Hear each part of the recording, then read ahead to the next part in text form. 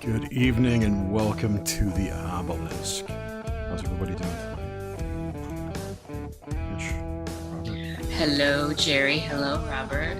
Here we are, another full moon. Coming around. Super wolf moon tonight, right? Yeah, super wolf. Yeah. Hi, Jerry. Nice to see you. It's good to see you too, Robert. I forgot to read your bio. It's okay. If you don't know who Robert is, get a light. No, I'm just kidding. Robert is joining us tonight to talk about the year ahead in 2020, astrologically. Robert's been studying the esoteric arts for over 30 years. As a student of the late Karen Lundegaard, he became a professional psychic and was part of the first psychic phone networks in the world. It's crazy. After conquering the offline world, he moved his focus to the web.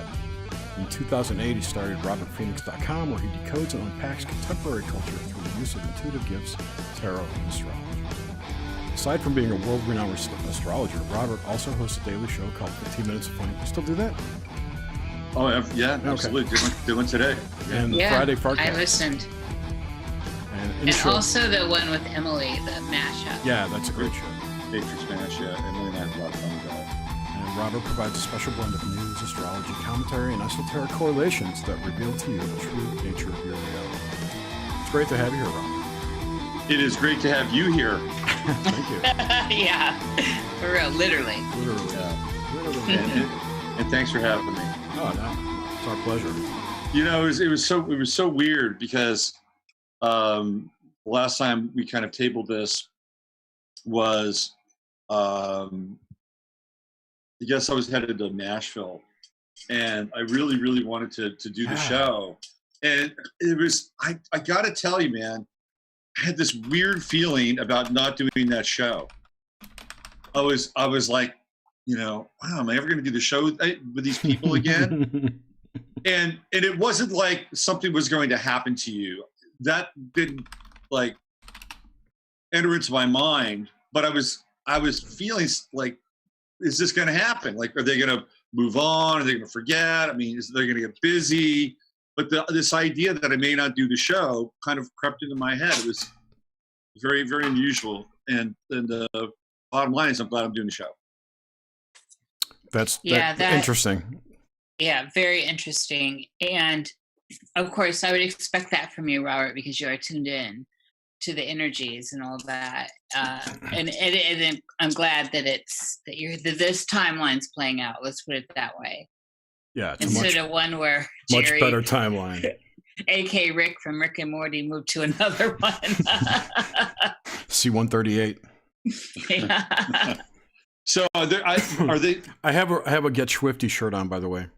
Are they? So wasn't there like a controversy with Rick and Morty around like some of the pedo stuff, and didn't that come up, or and it's still being made? Is that? I mean, because I was a huge Rick and Morty person, and then I kind of dropped off my radar for a while. Well, there was like a almost 2-year gap between seasons for one. But there was some Dan Harmon noise, during the whole Me Too thing. Yeah, maybe that was it. Yeah, but it was, it was noise.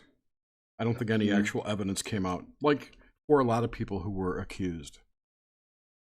Right. No, clearly. I mean, there were a lot of names being batted around, and and there's this, one big whale. They got one big whale. They did. The, Did you the see Weinstein him? whale. Did you see him on the news? He's like all fucked up on a walker and shit. He looks old and decrepit.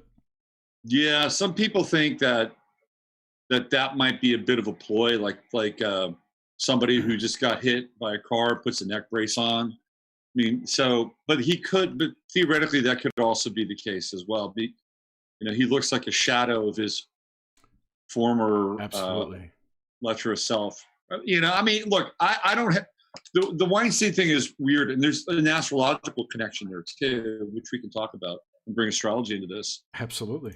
But clearly, I mean, the guy was a world-class creep, and yet a number of these women were very clear about what their intention was with him, which was, hey, you asked me to do something, and there's a pretty good chance I'll do it, and I'm really looking forward to getting in one of your movies. And that discussion, is really the dark underbelly of this. And I'm not blaming these women. I'm not blaming, but there's a power exchange going on, and kind of a mature, conversation around this would include that. But of course, we just polarize and get shrill with everything astrologically.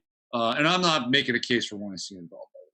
Astrologically, he's a 29-degree Pisces, which puts him right at the end of the zodiac. That's the last sign of the zodiac, and it feels very sacrificial. That last sign, what's his name?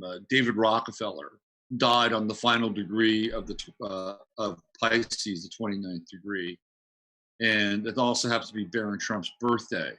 So it's a very unusual zodiacal degree. It is the end of the zodiacal new year, and I have this weird theory about Harvey Weinstein, in that he has to die in order for the age of Aquarius to begin. So, and there's a lot of debate about when the age of Aquarius actually starts or started. There are some people who believe that the age of Aquarius took place in October of 1962, when there were, I believe, 6 planets all in the sign of Aquarius.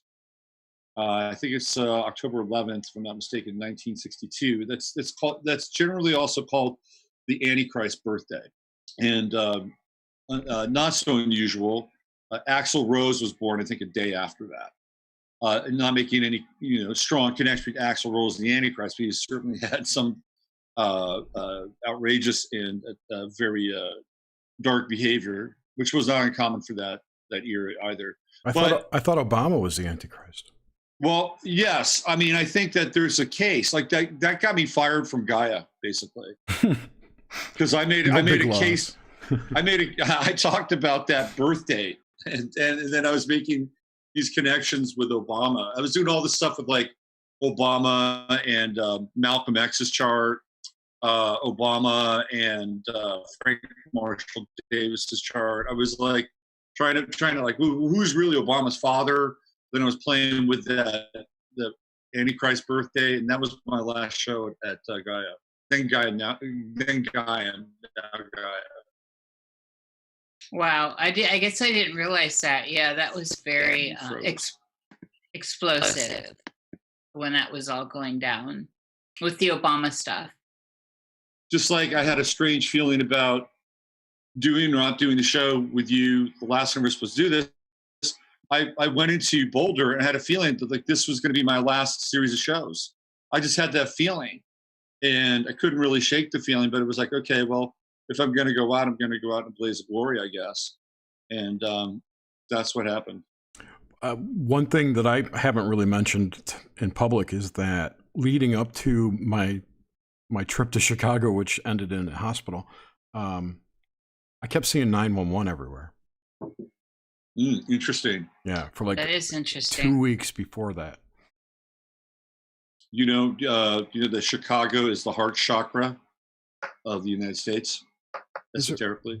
Is it really? I remember. I know Andrew Bartzis has talked about multiple heart chakras on the planet. The United States. That's what Robert just said. The United States, right? Yeah, United States. Yeah. So long time ago, I used to hang. I was really involved in the Finhorn world. And I spent a month hanging out in a place called Sirius. It's a Sirius, Sirius community in Shutesbury, Massachusetts, just outside of Amherst. And there were a group of people there who were former residents of Finhorn who wanted to start the American version of Finhorn. So I spent a month there. And one of the founders was this guy, Gordon Davidson, and his partner, Kareem McLaughlin, who just passed away. Gordon was very dialed in to esoterica. He used to work for the Lucis Trust, which is the publisher of the Alice Bailey books. Right. So, Gordon, in that world, Gordon was really dialed in. He taught at American University. So there was the first time that he kind of laid out some of the chakra stuff of the United States.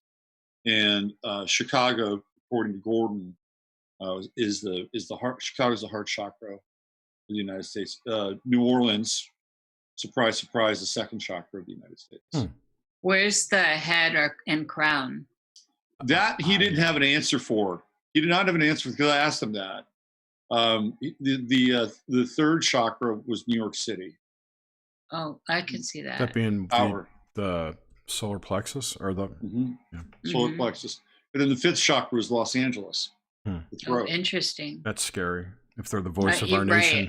Well, Chicago being the heart is scary too. Persian scribe said Polish. Sorry, I'm no fan of Chicago. Persian scribe said that Polish sausage is at the heart of Chicago's heart chakra. Chicago's a really weird place when you drill down.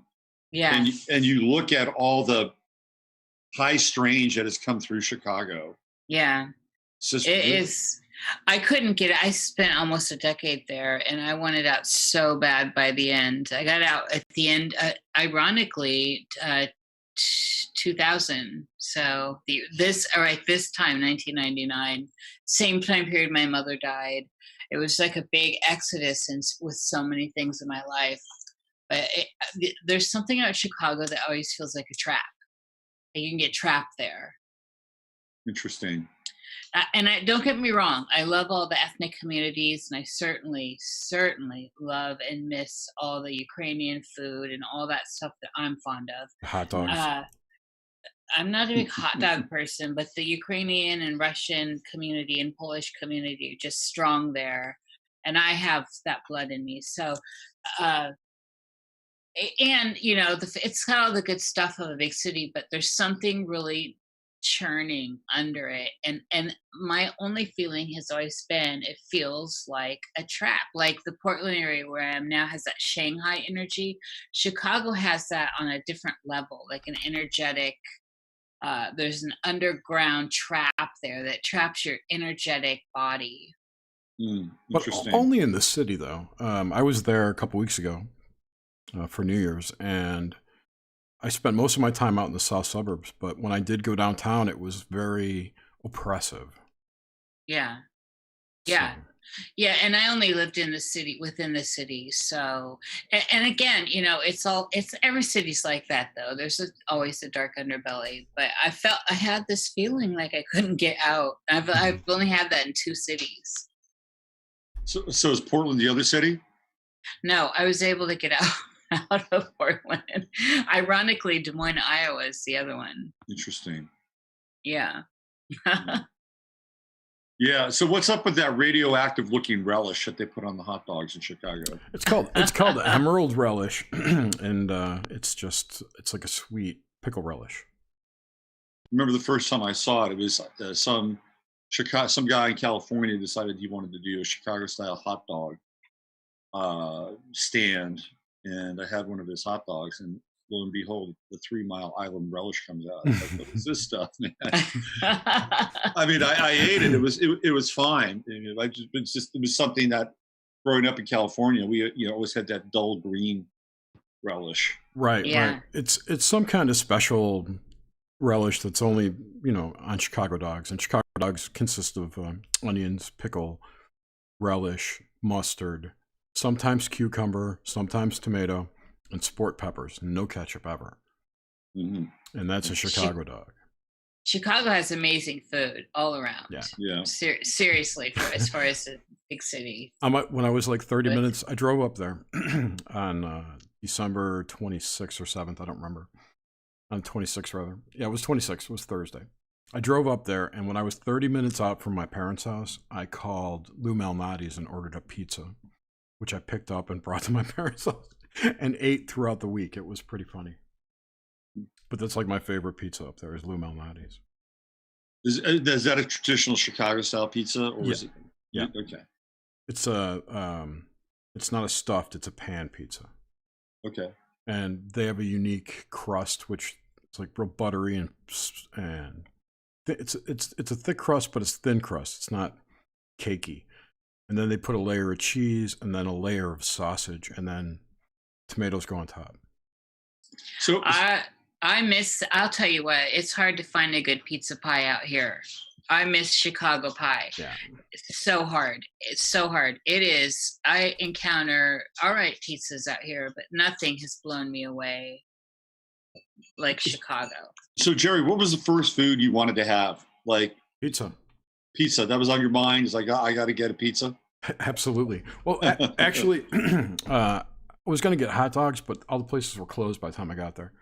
Malnati's was open till 10 or 11. But yeah.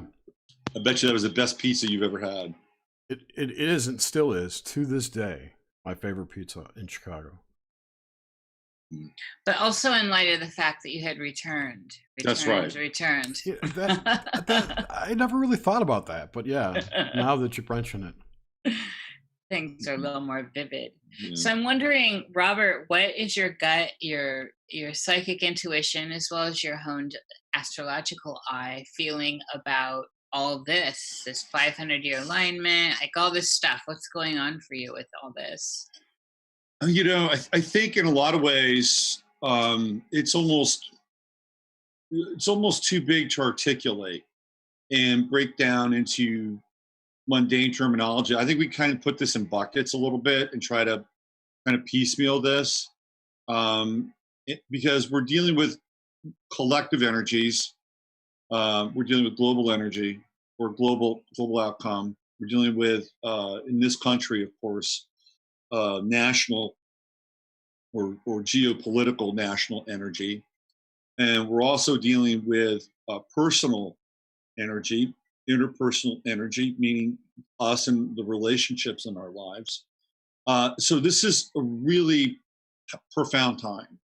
It's a really, really profound time. And we're smack dab in the middle of Capricorn season. And this alignment that you're talking about is in Western Placidus, tropical Capricorn. You know, some people like to use the sidereal calendar, in which case all this reverts back to Sagittarius. It has a different connotation. And I don't discount the sidereal chart, but I do work with Western Placidus, tropical, zodiacal metrics. So that's what I use. If you can put the two together, they're actually kind of interesting and gives us even more of a kind of a multi-dimensional wallet. So if we want to start with Capricorn and kind of work our way down, we'll start at the top of the pyramid, which is, fairly kind of symbolic of Capricorn. What we're dealing with are these immense, very powerful superstructures, government, corporations, mostly government corporations, sometimes entities that represent government and organizations or corporations, i.e. people that have sort of a Capricornian sort of bent to them. And there are certain characters, obviously, that play a certain role. Jared Kushner, being a Capricorn, would be one of them. Very much behind the scenes for now, but they're going to roll Jared Kushner out when the time is right, and he'll play a much larger role moving forward. And I'm not a big Jared Kushner fan, but this is kind of where we're going. And I think this period in this cycle that we're in will be kind of a baptism for Jared Kushner. One of the things that marks his chart is that in astrology, there's the ascending plane of the moon and the descending plane of the moon, and that's the north node / true node. Then there's the south node. And these are really, really important aspects to astrology. The nodal the nodal relationship to astrology really blew up when Stephen Forrest, an evolutionary astrologer, really began to work with the nodes. And independent of Stephen, I really, because I a lot of the stuff that I did, I just, self-taught, kind of a very savant-like fashion. And so I really jumped into the nodes on my own accord. And then I figured out that this is a big part of this evolutionary astrology school. So with that said, the true node is really where you want to put your focus and your emphasis in this lifetime. Like if you want to streamline your life and you want less drag on your life, you want to go to the north node, wherever that is in your chart, north node / true node. What you don't want to do is you don't want to hang out on your south node. So the north node represents some opportunity for you to, get your feet on the ground and really grow here. That said, Jared Kushner's north node / true node is in the sign of Leo, and it's conjunct Donald Trump's Pluto, right in Donald Trump's 12th house. So essentially what Jared Kushner is doing is that I wouldn't call him a succubi or succubus, but there's something there where he is feeding off of this Plutonian kind of force that is generated in Trump's 12th house. Also, that Pluto in Trump's 12th house represents some heavy shit. Like people that have Pluto in the 12th house natally, I'd be very hard pressed to find many people who have Pluto in the 12th house who have not had some very intense experiences in their background. Anything from really deep and dark abuse, physically, psychologically. Some people have Pluto in the 12th house, have come within inches of their lives. Some of them have actually had near-death experiences.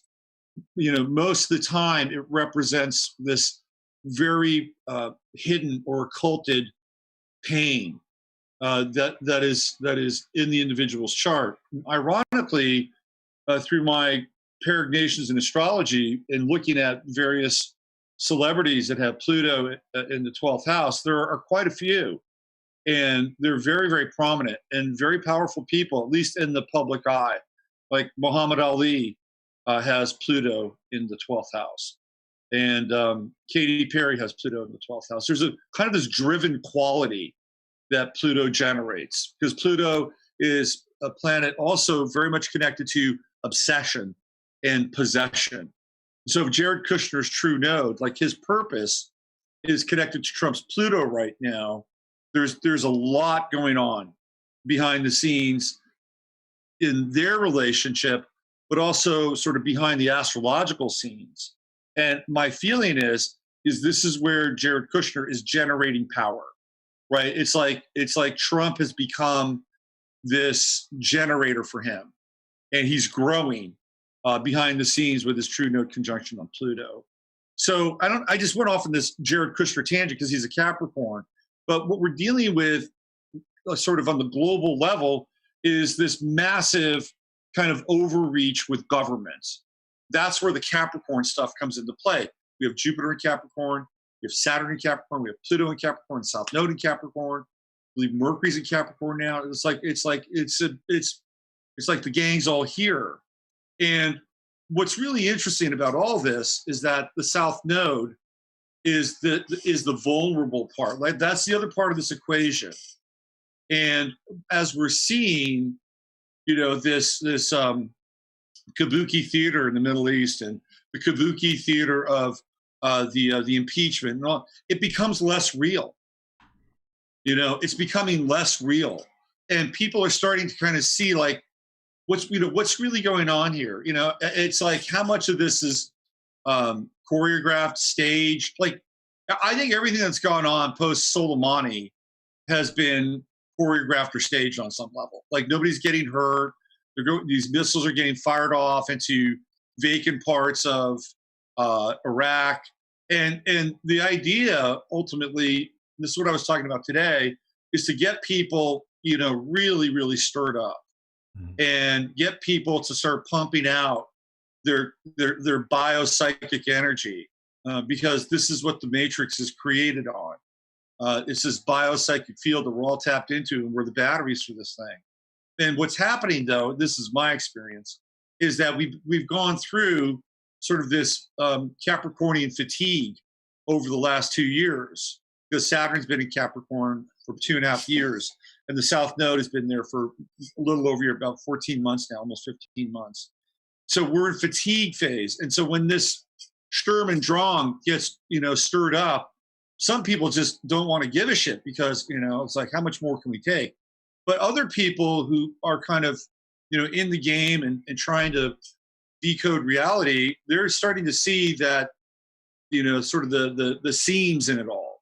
And this is a really interesting time, because on the other side of that, there's I think a very unique opportunity now for people to experience some form of integration. And I mean, let's look at, the role that the planets play. The sun represents the self. I'm gonna take it even out of the sign. The sun represents the self.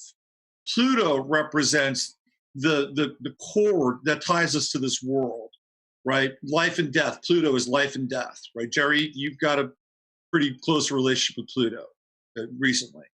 And it also represents a number of other things, right? In a lot of ways, if we can move through Pluto and move past our fears, this whole reality begins to open up in a very different way. So Saturn represents authority, domination, and control. It represents the structures that we live in. And then we have Jupiter, which represents opportunity and expansion. The South Node is a word of warning. And then we have Mercury, which is, can we come in and understand this? Can we decode this? Can we have a map, right? And so we have an amazing amount of potential to integrate our mind and how we communicate. Saturn, how we define authority and how we redefine it for ourselves. Jupiter, the opportunity to grow through a period where it's looking like there's crisis, whether it's real or fictionalized. Pluto, which transforms our relationship with life and death. And then the sun, which is who we are. So this is a really very interesting time. You'd have to go way back to find anything remotely, and I say remotely close, not even close. I say remotely close to where we are now. And so there's all kinds of permeations and permutations, individuals and their lives and their relationships. This is a time for very deep change. Like, this is a window, and you can really move through a lot of things if you don't get hooked on sort of this dominant paradigm narrative.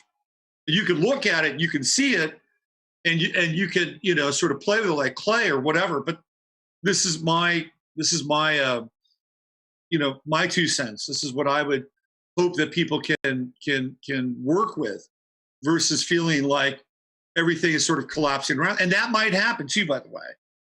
Like, there's the potential for this collapse. But if it does, hey, say la vie. Put your sunglasses on. Right. Absolutely. And crack a beer. Yeah. Yep. FYI, my Pluto's in retrograde. For my birth chart, yeah. Oh, it is retrograde. So you came back from Pluto land. Yes. They kicked you out. They kicked me out. We're not ready for you yet. I forgot I was going to say now. Damn it. What house is your Pluto in, Jerry? I don't know how to tell that from this chart. If you could screen share your chart, that'd be really interesting, Jerry. I'd love to have a look at that. Sure, hold on. Mine's 4th house. You have a 4th house Pluto? Yeah. Wow. 12th house sun, so it's got that relationship. No wonder we never see your picture, never see your face. But in person, I'm 100%, let's hook up and hang out and rock. Mm-hmm. 4th And house not hook up in the Tinder way, Is your home a Gothic shrine and the shutters always pulled? This is why I loved you last time. You're like, oh, you got that program. Yes, but I don't, because I have the rebel gene and all that. I don't like the title goth, and I never did, even though because of my age, I'm back there. right? Right. Back in the beginning of that movement. Yeah. And certainly you can see it in my videos, my music videos, and all my art going way back. I was watching this documentary on the Damned the other night. I love them. Yes.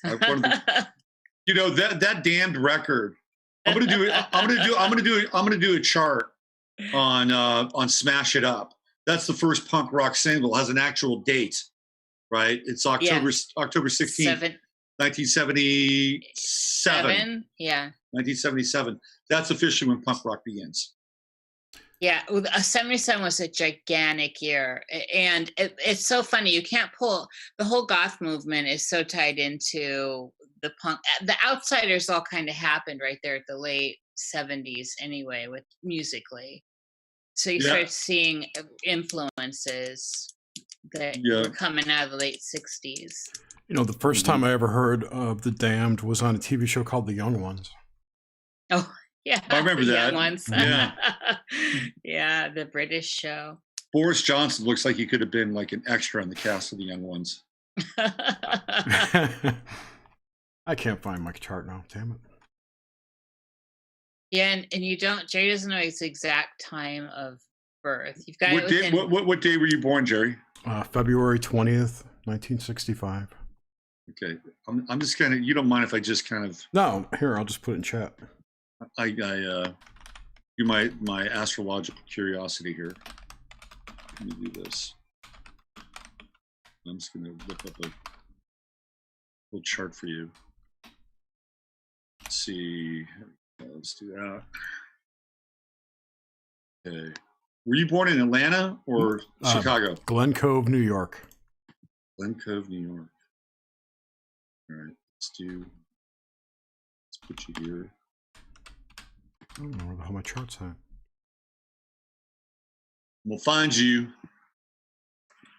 I've got everyone else's birth chart, just not my own. It's crazy. We will know you, Jerry. Yeah, know me. You shall know a man by the town of his birth. Yeah. 65. Yes. Right? Yep. In Glen Cove, New York. I'm gonna do just like a sunrise chart for you. So in astrology, I thought Jerry had it down to like a 2-hour period or something. 1 hour. Yeah. Oh, 1 hour. Oh, so that's pretty precise. What's that hour? Between 7 and 8, or I forget what it was. I just in the morning. PM. I use 7:15 PM. Well, let's that's what you use. Let's put it out there. Some people are very paranoid about their charts being out. I don't care. No, I don't care. All right, let me do this. Natal charts. How dare you? I did a Greta Thunberg. I was going to ask. Did you ever do a Greta Thunberg chart? You ever do any work on her? Oh yeah, I've done a lot of stuff with her chart. Yeah. Absolutely, yeah. It's got a really trippy chart. She's going through a lot right now because of this alignment. Yeah, this alignment. Oh, I remember what I was going to say before you continue. I'll go ahead because it's going to be a bigger discussion. Wow. So, yeah, interesting. Crazy chart. Yeah. Well, okay. So there's your Pluto retrograde conjunct Uranus, and 1965 is a really interesting year because there's also a Saturn Chiron opposition going on. And Emily and I were talking about this, and Jimmy Dore is born in 65. We looked at his chart. Anyway, you my friend, went through the Neptune-Pluto opposition. That is a no bullshit opposition. It happens to everybody between like 42 and 45, right around there. And Neptune in this chart transiting your 6th house, which represents purpose, service, dharma, and the H word, health. And then you have Pluto at 15 degrees retrograde in the 12th house, which is taking you out of the world. And what happens with the Neptune-Pluto opposition, everybody goes through this, is that when we hit our early 50s, like we've lived most of our life in a lot of ways. Like, you know, some people get another 25, 30 years max. And so the logos begins to reorient us towards not being in this world. So what happens during this period and phase is that things get taken away from you, right? It's like you're attached. Remember I was saying that Pluto is this cord that hooks us to the earth, right? Neptune comes along and basically dissolves the cord. So depending upon where Pluto is in your chart, you can expect certain things to go away. So for you, Pluto, 12th house also rules hospitals, my friend. So you're right on time with your Neptune-Pluto opposition. Now, I would say that because of you have this conjunction with Uranus in your chart, which is unusual, like that Pluto-Uranus conjunction takes place between 1963 and right around 1970, 71, 62 to 71. It's a very unusual conjunction. And that's my 12th house, right? Yeah, they're both there. And the Uranus piece is like a turbocharged engine. So now that I look at your chart, I'm not surprised that you've recovered so quickly and are back on the case. Now, the other thing that happens during this time, which is, again, part of the beauty, the intelligence, the wisdom, the logos, is that Neptune, during the same period, winds up trining Neptune, your natal Neptune. So there's this kind of cosmic operation where something is being taken away, and then another thing is being like given and shown to you. And the thing that's being given and shown to you represents a movement towards flow and ease and grace. So we have this opportunity during this phase in the early 50s where we can consciously let go. And then when we consciously let go, there's something else that comes into play, and we get to see kind of this larger, bigger, and feel it more than anything, kind of opportunity, knowing that there's, I mean, it could be something as mundane as the kindness of strangers, but consistently, right? And if you've like had to let go of a marriage, or you've had to let go of like a child in a custody battle or something, you know, the Neptune trine comes in and says, well, guess what? You know, here are these other opportunities for you. You know, it may not look the same as what you've just gone through and what you've had to let go of, but if you can accept the grace in your life, here you go. And that is the blueprint for leaving the body. Like, this is where people get the blueprint. And you got the blueprint firsthand, right? Is that a good thing or bad thing? Well, I mean, I don't know. I mean, it's probably good for you because it's in your chart. And here you are. Yeah. So this is, I'm not surprised. I mean, your chart is really very much aligned. And you've got Mars on the first house as well. That's also retrograde too. But, and Mars in the first house is very forceful. I will say this now. I will say this, and it may be like just stating the obvious, but you've got to pay attention to your health. And this is where Neptune comes into play, and you've got the conjunction with Chiron coming as well. So I would say that you're out of the pit, but you're not quite out of the woods. And, you know, just do whatever you need to do in order to stay in the game. Now, because you're going to have a Neptune-Mars opposition coming up, and that can be very tricky, right? And this is over the next few years where there will be times when your energy will be very strong and you'll feel very inspired. And there will be other times where energy will ebb and flow. So just, you know, the thing with this is you want to stay in the game, and then you want to find your cycles, right? You want to find your cycles where you're going to be more energized and flow with your work. And other times just relax and kind of let things sort of accumulate and you let the water level rise. And you also have a very kind of unique opportunity coming in relationship with Neptune coming into your seventh house. And it's sometimes Neptune in the seventh house can be a real blessing. And you can literally wrap your arms around your quote unquote soulmate, that sort of a thing. And sometimes Neptune in the seventh house can be very shadowy. And if you haven't done your work, you wind up taking on projects and relationships, which aren't always good. But I think what you've gone through, I think potentially is setting you up to have a connection one-on-one with another person that could be like incredibly uplifting from a spiritual perspective. You're not that far away from that. I think you have something that you can resolve. Like your Chiron is at 17 degrees. And one of the rules around Chiron is that the degree of Chiron represents the chirotic crisis in one's life, which means that that's kind of when we fall off the turnip wagon, or that's when we experience kind of a fall from grace. And I've kind of tweaked it a little bit. It's usually either the degree of Chiron that represents that year, or the year before, or the year after. Because Chiron sort of goes through retrograde periods and moves fairly slow. So I would say for you, it would be between the age of 16 and 18. And so whatever you experience during that time, you've already gone through your Chiron return, which happens at 50. Neptune comes in, and you have to re-examine your relationship or your habituation, because Pisces gets into the realm of habituation. So whatever habituation you picked up between 15 or 16 and 18, Neptune comes around and it kind of raises the water to a high level.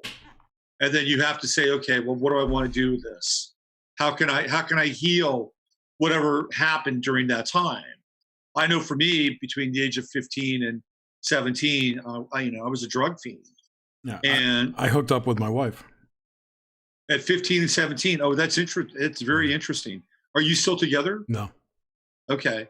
So Neptune will come. This is the role that Neptune would play, and that Neptune would come in, and it would, like, whatever unfinished business or whatever kind of, grieving, because you're in Pisces mode, or whatever appreciation is there, Neptune will bring that to the surface. And you're very, Virgo rising tends to be very cool and very controlled, and Mars on the ascendant means that you can take care of shit, right? But on the other side, you're a softie. You've got this very sensitive part of your nature, and it really comes out more in relationship. And if you've had, I'm sorry, I'm getting a little personal here. Is that okay? Yeah, it's fine. Go for it. I mean, so if you've had to harden yourself, or you've had to create kind of a Virgoan sense of control over your world, Neptune coming around in Chiron can destabilize that a bit. But it's okay, because what it's trying to do is kind of, open your heart and open up your emotional vessel and heal that period between 16 and 18, right there. Mm-hmm. Because what happens then is that Neptune moves up into your 7th house, and there's the potential for something new, right? And this is the only time Neptune will be in this part of your chart, ever.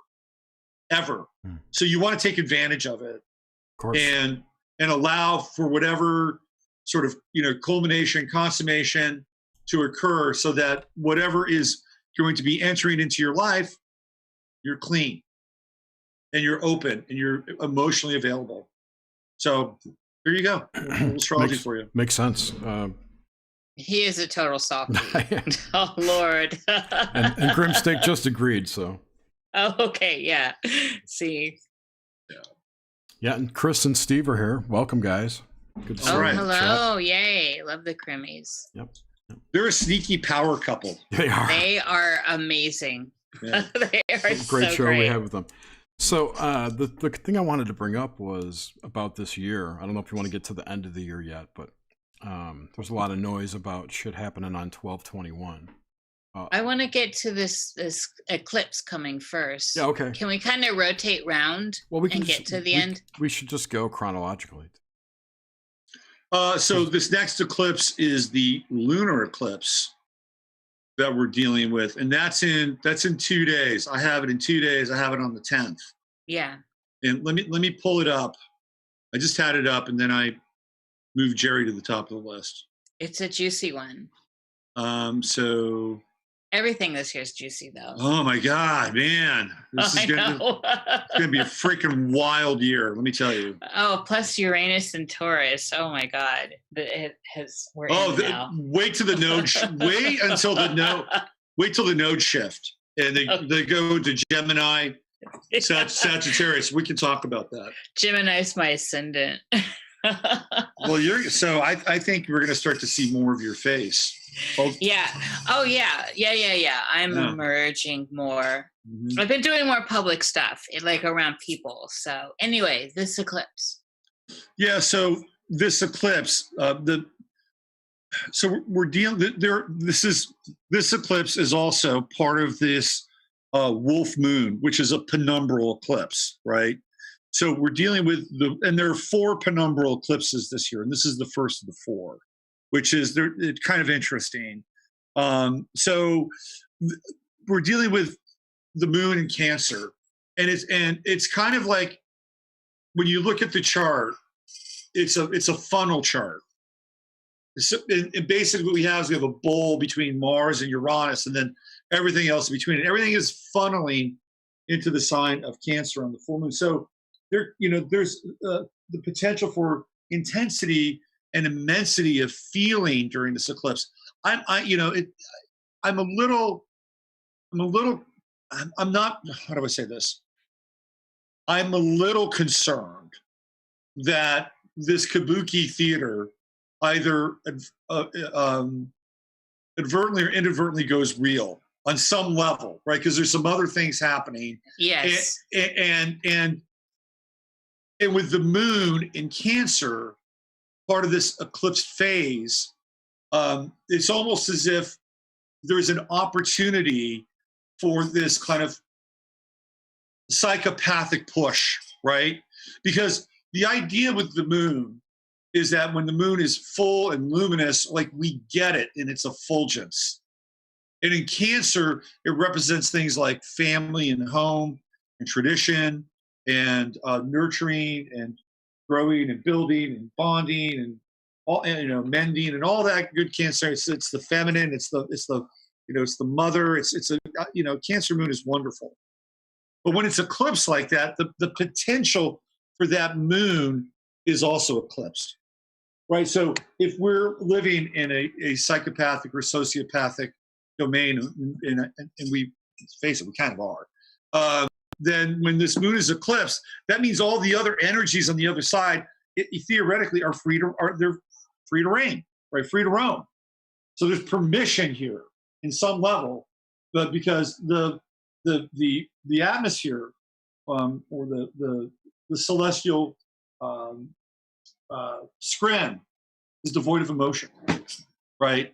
And so if we don't have emotion, we don't have this kind of overlighting sense that there are repercussions for what we do, whether it's breaking people's hearts or, emotion meeting conscience. That means that there is a conscienceless atmosphere that's associated with this upcoming eclipse, especially when we have everything kind of arrayed in Capricorn. And Capricorn, again, I think there's immense opportunity still. Don't get me wrong, right? Because the other thing with this, because I keep looking at this phase that we're in from the macro to the micro, and we also have an opportunity to not engage in outworn sentimentality, right? Because when something happens, we've gone through this, and they've kind of backed off of this stuff because they've just drained the emotional bank account when something supposedly tragic happens to somebody somewhere, and most of us who are kind of dialed in are rubbing our chins and going, really, why am I not feeling any resonance from this? Did this really happen? Right? So we've already been through this exercise over the last 10 years. Let's just cap it at 10 years. And I feel like we're in this other phase now where there's this potential for us to, in some ways, divorce ourselves from the worst kind of sentimentality and the way that we go about feeling in sort of a programmed way. The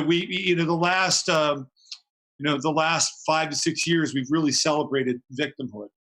Whether it was somebody dying or, somebody who, today, I got the local paper, and one of the headlines, above the main headline, is local woman uses her skin disease to inspire others. And like, okay, I get it. Maybe she's got more gallons or something, and God bless her, right? But we've created this this religion of celebrating the victim and the wound of the victim. And with this eclipse, that does not have that does not equate, right? Because we're not dealing with the normal power of this Cancerian moon in all of its fullness and all of its emotionality. So, if indeed the dark managers of the matrix of this realm decide that they're going to roll out some kind of ritualistic event that they've been working up to, there's a very good chance that it may not have this. And when that moon is eclipsed, like, great, this is our time. We can be devoid of our conscience. This is our cremation of care. The same thing goes for the individual. And the individual may step back and look and go, we're supposed to care about this, right? I mean, so it's a really interesting kind of moment in time. And the eclipse cycles, they're just not momentary, right? They're like pearls on a string. So we already had one on the 25th/26th. We've got this one.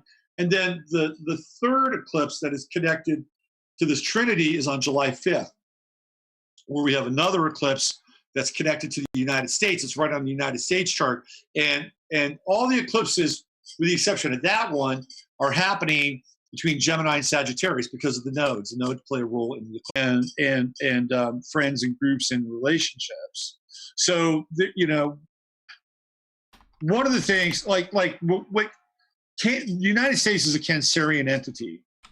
The United States loves to look backwards.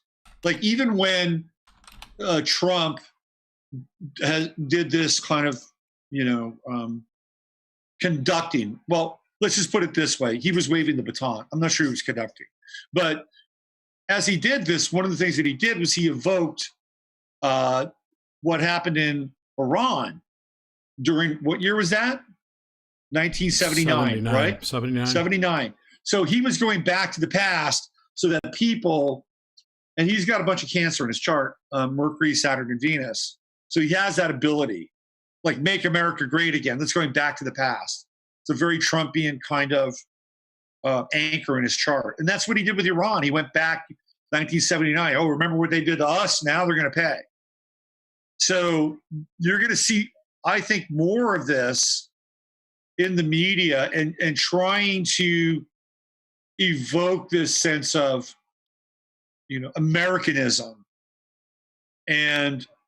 But with this eclipse moon, I'm not sure if it will be wholly successful, because I feel like people are not going to fully buy in on some level. There's this, I think this is a really interesting moon.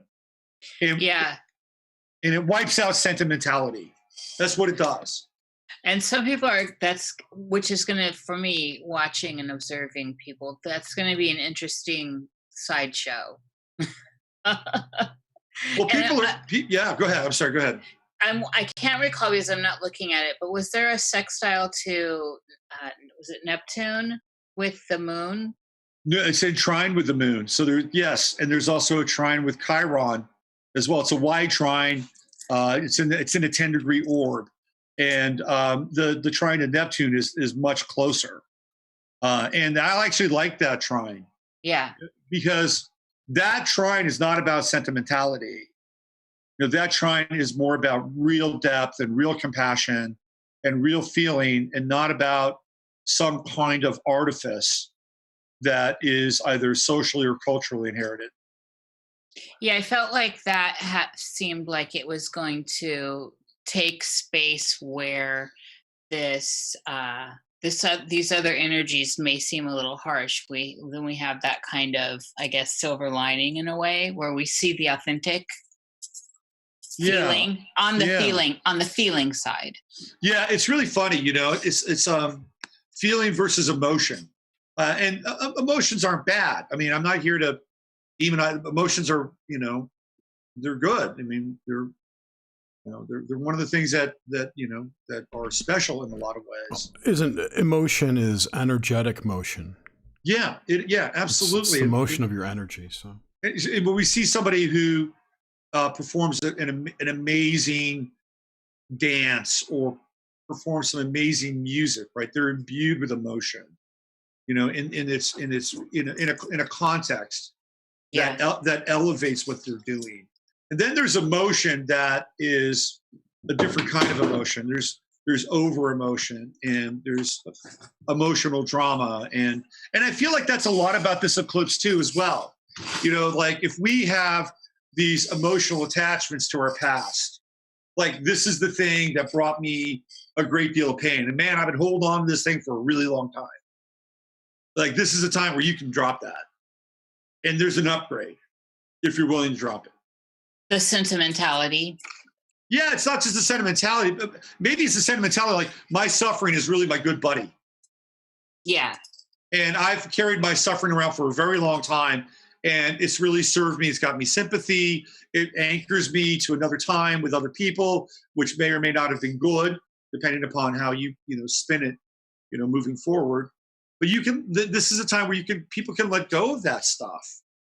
You know, if there are things that you want to let go of emotionally that no longer serve you, you can do it. This eclipse is a gateway to that. And there's an upgrade moving to a deeper, more profound kind of emotional potentiality.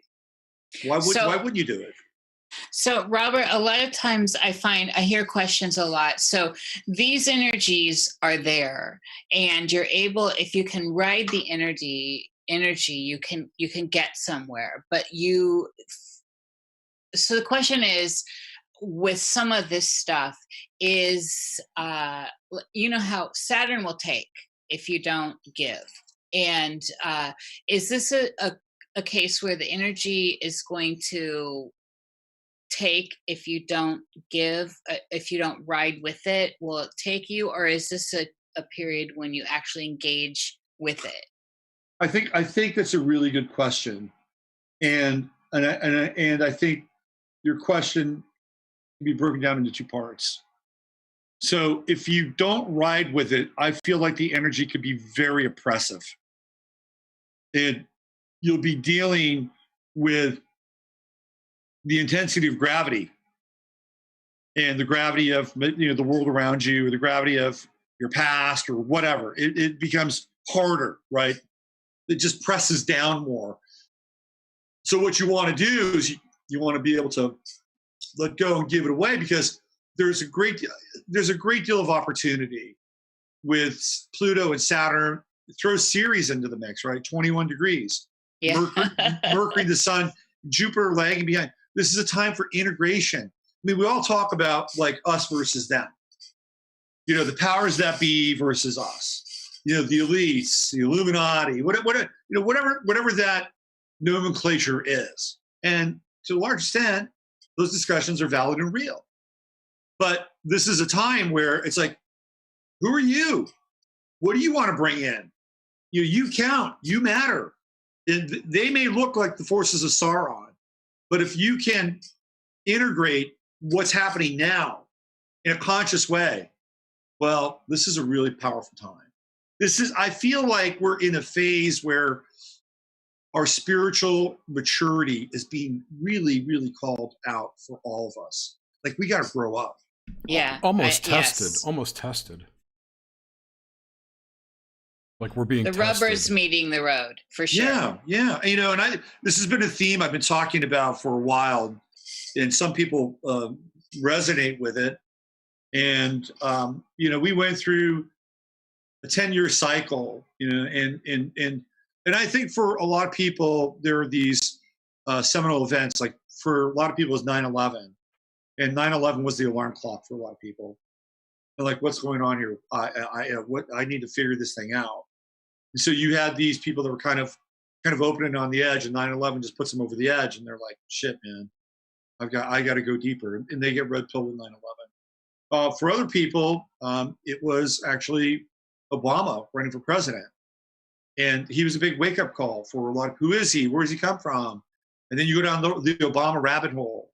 And then there's all these other, you go from Obama, you go to Clinton. I mean, it's just, the tens were a time of awakening. It's a new phase, right? 10 is like, it's like new, like this new cycle. Yeah. And we're not in that phase anymore. And we always have new levels to awaken to. But that said, we've compressed. We've went over the event horizon with the awakening side of our story. And for me, the social event that really typified that was the ritual death of Alex Jones. And when I saw what was going on with Alex, and going through his, whatever that thing was that he went through, he was this icon that was kind of there at the beginning, of the truth movement, which for him was this whole crazy, like, 1999 broadcast, Y2K, the nuts stuff. And that's where he kind of, in some ways, got on the map. That's where it all ends, right? When Alex Jones gets dismembered, that's when the quote unquote truth movement is over. Whether or not you think of him as being a messenger of truth, symbolically, it's over. And that's when deplatforming starts to begin. But that's not a bad thing, right? It doesn't mean that that's the end of everything. There's another phase. And it's like, what do we do with everything that we've learned? What do we do with all this arcane knowledge? What do we do with all this awareness? And that's what this time is about. It's a codification of that. Okay, so moving from this eclipse deeper into 2020, and of course we're under those energies for solid 6 months until we hit the next one, which you've given us a clue on when we get to July 5th. What's going on between, say, this eclipse and the July 5th eclipse? That is, and I know that's huge because this is such a big year, but what slide us in to these areas? So at the end of May, beginning of June, the ascending plane of the moon, the true node, moves into the sign of Gemini. The south node moves into the sign of Sagittarius. And through this time with the true node in Cancer, one of the first things that happened with the true node in Cancer was a lot of the, really heavy duty, in my mind, horrific legislation around very late in life term abortion. Like, that got everybody's attention really quickly. And so we started to deal with these issues around, production, reproduction, all these Cancerian kinds of issues.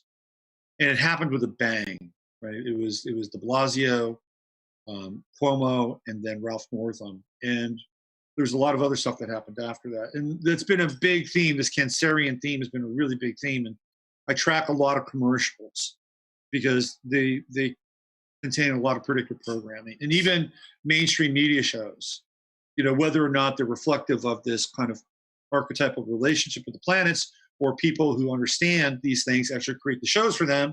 I think it's a little bit of both.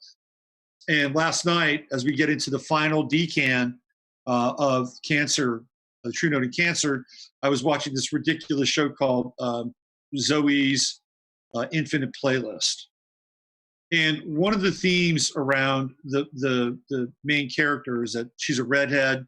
She's working at a startup in San Francisco, and she has this weird moment in an MRI machine where she's having a playlist that's being put together by the MRI tech. And while that's happening, there's an earthquake. So this massive playlist gets downloaded into her head, which is, I think it's kind of a 5G thing, like a 5G precursor. And what happens is that once she gets out of this, everybody that has something important to say or feel breaks out in song. So she hears their songs and they sing them. And then they do these, it's like Glee on ketamine or something like that, right? And so the one thing that's more interesting about the show than that is that there is a slice of home. And her father is played by Peter Gallagher, and it looks like he has ALS. They don't say it's ALS, but it's like he's got a very, so you see Mary Steenburgen, who plays her mother, feeding Peter Gallagher. And this is this very Cancerian theme that I'm talking about. It's about home, it's about family, it's about loyalty, it's about dedication. And we get the precursor of what's coming, which is this weird split in reality, which is the true node in Gemini. What's real? Is this person real? You know, are they you know, acting out, singing the song? Like, what the hell is going on here? So in astrology, we can see events that can tell us where things are going at the end of one sign, right? So when we get into like May, we get into May. May is going to be a very interesting time. Circle May, because that's when the true node is about to shift, and that's when Saturn is about to move into Aquarius. So between the Saturn-Pluto conjunction, which is happening on Sunday night, and what's going to happen in May, we're going to start to see the prelude for Saturn for the next 3 years. So with the true node moving into Gemini, I mean, you know, it's going to get weird.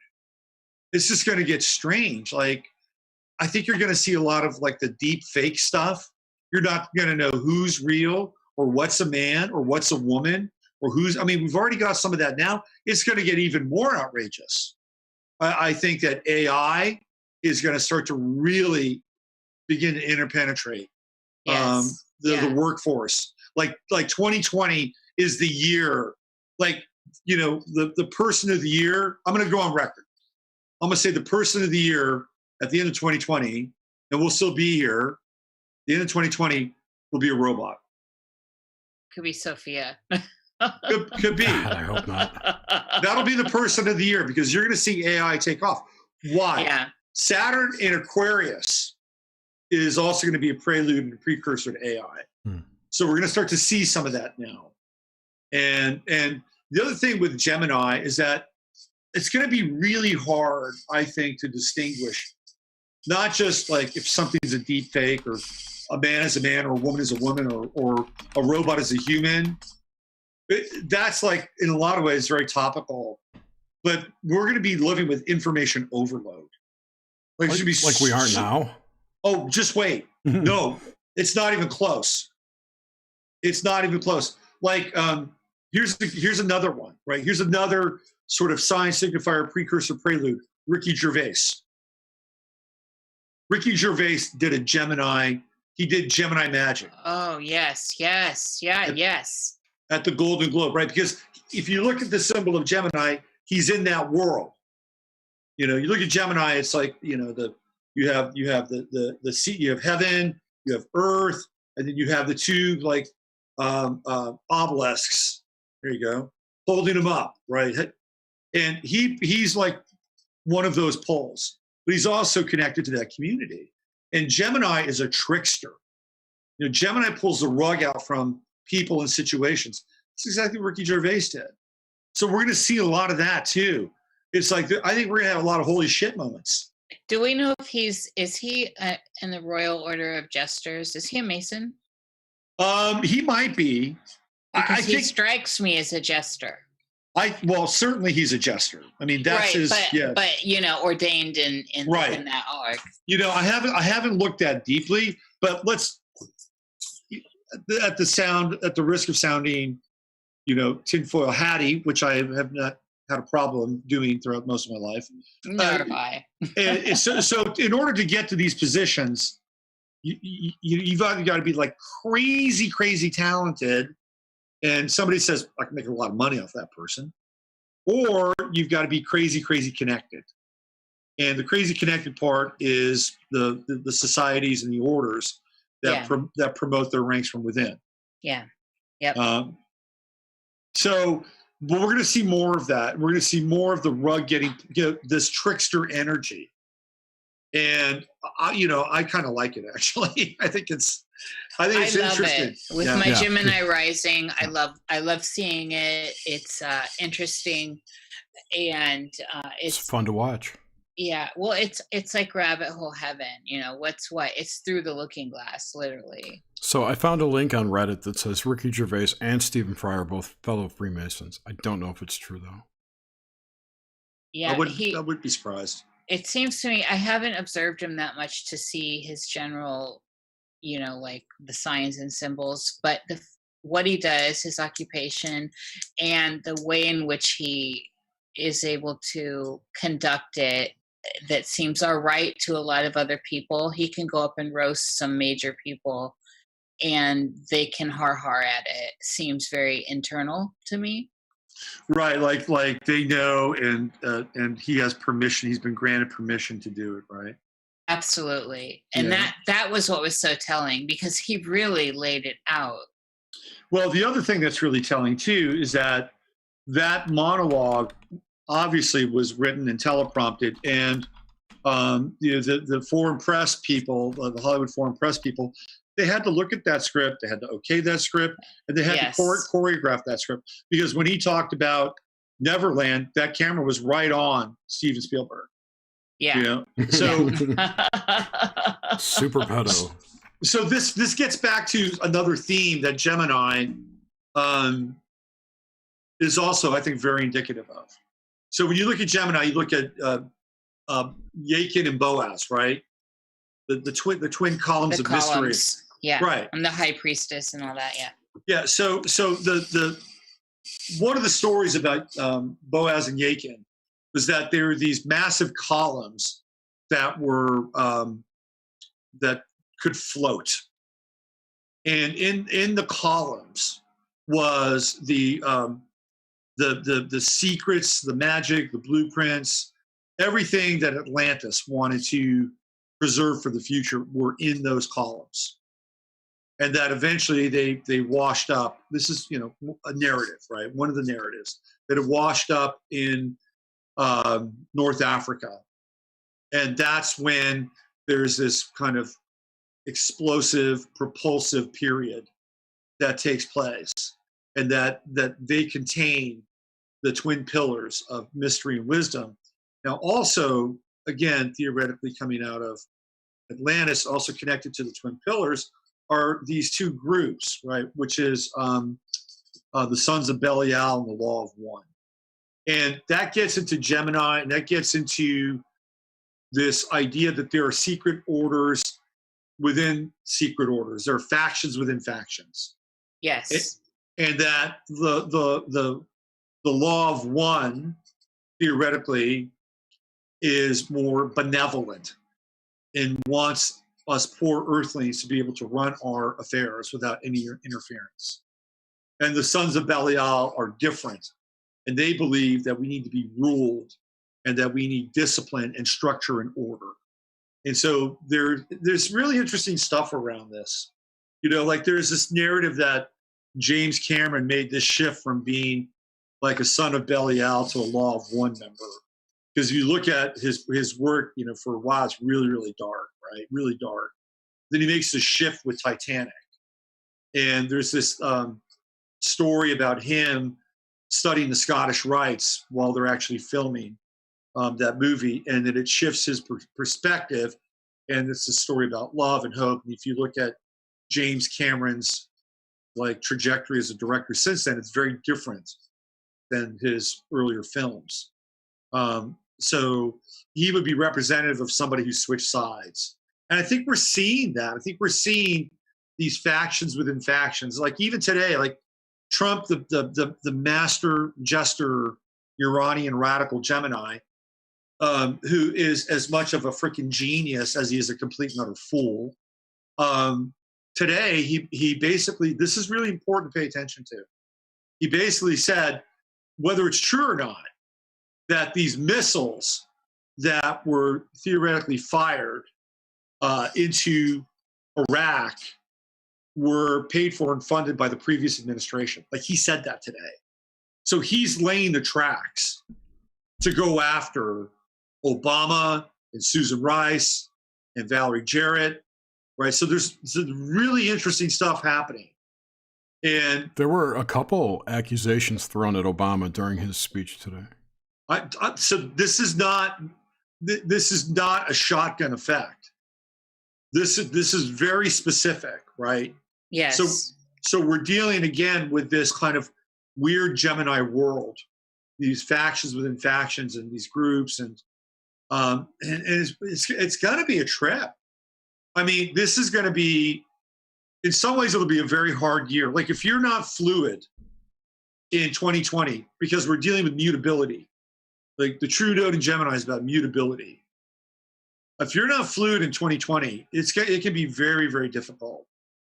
If you're not mentally fluid, if you're not flexible and fluid with your body, it can be, very challenging, because on the other side is the South Node in Sagittarius, which can be very, very dogmatic. So what you're going to see people do is that people that can't navigate and adapt to this information overload and what's real, and is Ricky Gervais on our side or not, or whatever, right? What will happen is that the people that can't handle that, they'll go to the South Node and they'll go to Sagittarius, and that's when dogma will come into play. And people will say, I don't give a shit. My God tells me to do it this way, right? That'll be South Node and Sagittarius. And I think we'll see some of the worst kind of dogmatic behavior. I agree. I think it's really starting to show now anyway. And I'm all about, like, the underdog. I've always been about the underdog. And in a weird way, I find myself at 58 years old representing a certain pigmentation and a certain, like, sex associated with that pigmentation. And so now I'm looking around, I'm like, you know what? Culturally, I am the underdog. Like me, Jerry, I'm gonna throw you in the mix. Like you and I, we are not near the top of the pyramid. I mean, if you look around culturally, media-wise, like we're way down on the bottom of the pyramid. Absolutely. Like the most exalted thing you could be right now in our culture would be a transgender minority. Like that, you are exalted if you're a transgender minority, and I have nothing against transgender minorities, but this is the celebration of that kind of uniqueness and courage. And again, transgender, you're going to get into that Gemini party, right? So for a lot of men who can't wrap their heads around kind of what's taking place, and all they're seeing is this, front screen projection, that South Node in Sagittarius is going to get really hard for a lot of men. Because it's like, fuck it, I've had enough. Not to mention the attack on white men. That's exactly what I'm talking about. Yes. Yeah. And so white men are starting to push back now. Oh yeah. Everyone is. Yeah, absolutely. And the challenge here is to be smart. To be smart. That's where Gemini comes into play. And I just went through this election here in Fredericksburg to remove the fluoride. I learned a lot. We didn't win, but I learned a lot. And one of the things I learned is that if you want to affect change, or you want to influence something, you can't do it head on. Right? Our reality from this point forward needs to be asymmetric. Mm-hmm. And Gemini really favors asymmetric approaches. Satire, mocking, play, irony, anything kind of unusual outside the box. So just for me, again, I'm not trying to hold myself up to some kind of, paragon of virtue, but normally what I would do when this shit goes down with like Iran, older prior me or another phase of my life, I'd be all into it, right? What did I do last night? I thought to myself, well, what if it just came to me I was working out. I was thinking about Iran. I ran so far away, the flock of seagulls. So I thought to myself, well, what if I combined Mike Thorne, who's the singer of Flock of Seagulls, and Trump, and put it together? Like, so I gave Trump Mike Thorne's hair. And so that's what I did last night. Instead of like looking at, what's going on astrologically, which I could, and it's not a bad thing. It's like, I want to do something different. I want to have fun with this. Yeah. That's the asymmetric approach. That's great. Right. I think people should, when they think about the mutable signs, really start to understand, what does mutable mean?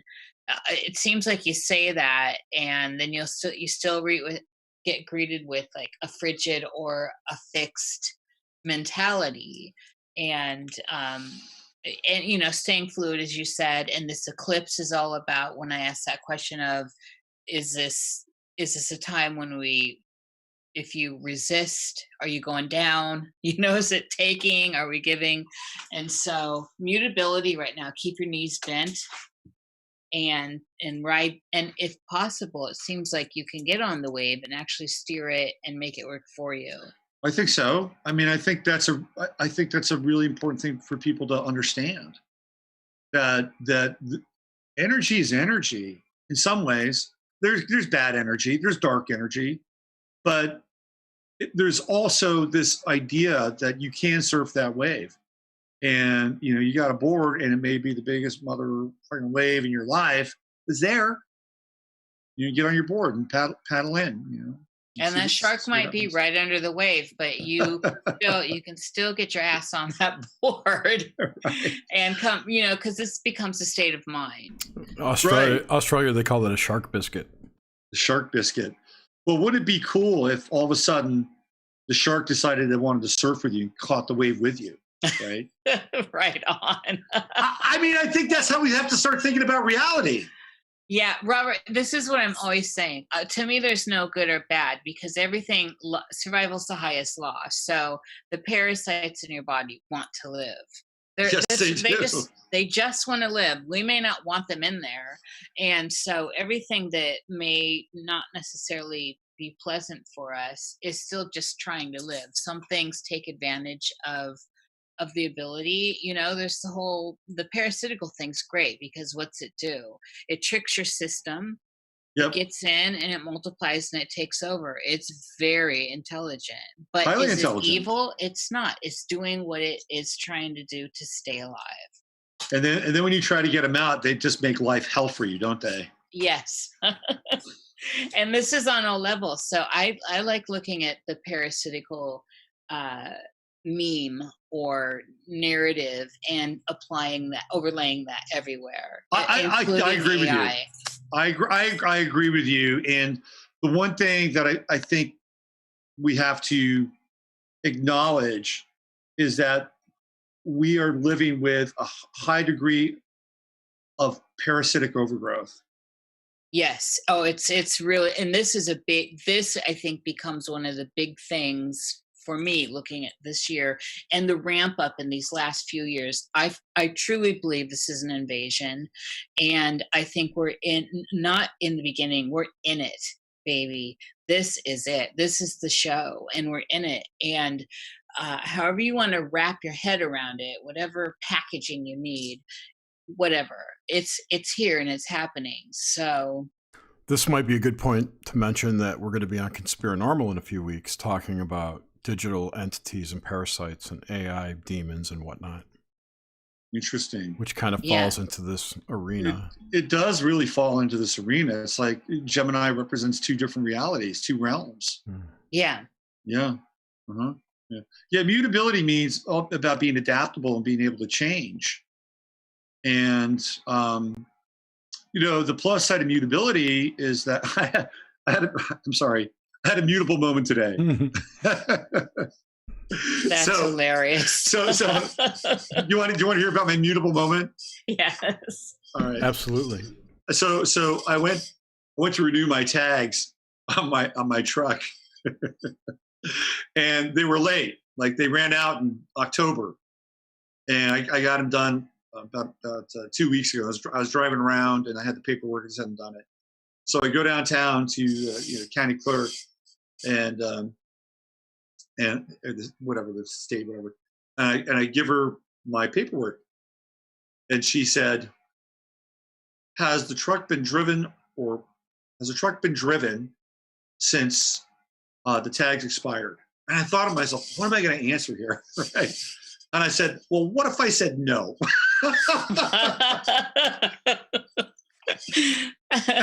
And she said, well, my next question is, have you gotten a ticket?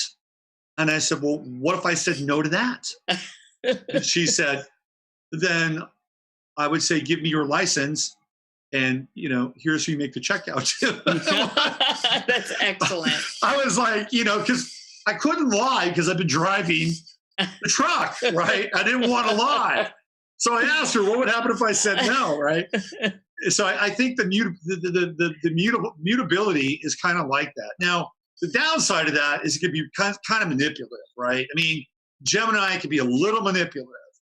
So, but in a time of stultifying oppression, sometimes a little lighthearted manipulation is not such a bad thing. Anyway, that's kind of the world we're living in. Robert, that also really fits into how we are able to, if we get into the mindset, bend the matrix around us too. Yeah. These little things that may seem, everything kind of breaks down to the little fractals, really, and they're big fractals in the end, but they're little, That's so Gemini, by the way. Gemini is the fractal. I know, and I've never been able to get away from my Gemini rising. I embrace it, and I'm coming into my time, I think. You are, totally. Finally. I understood. So the first picture we'll see of you will be nothing but fractals. Listen, in my last music video, I had created this really great effect that's all fractals around at the end when I'm lip syncing. The first one were actually lip synced. Oy vey. So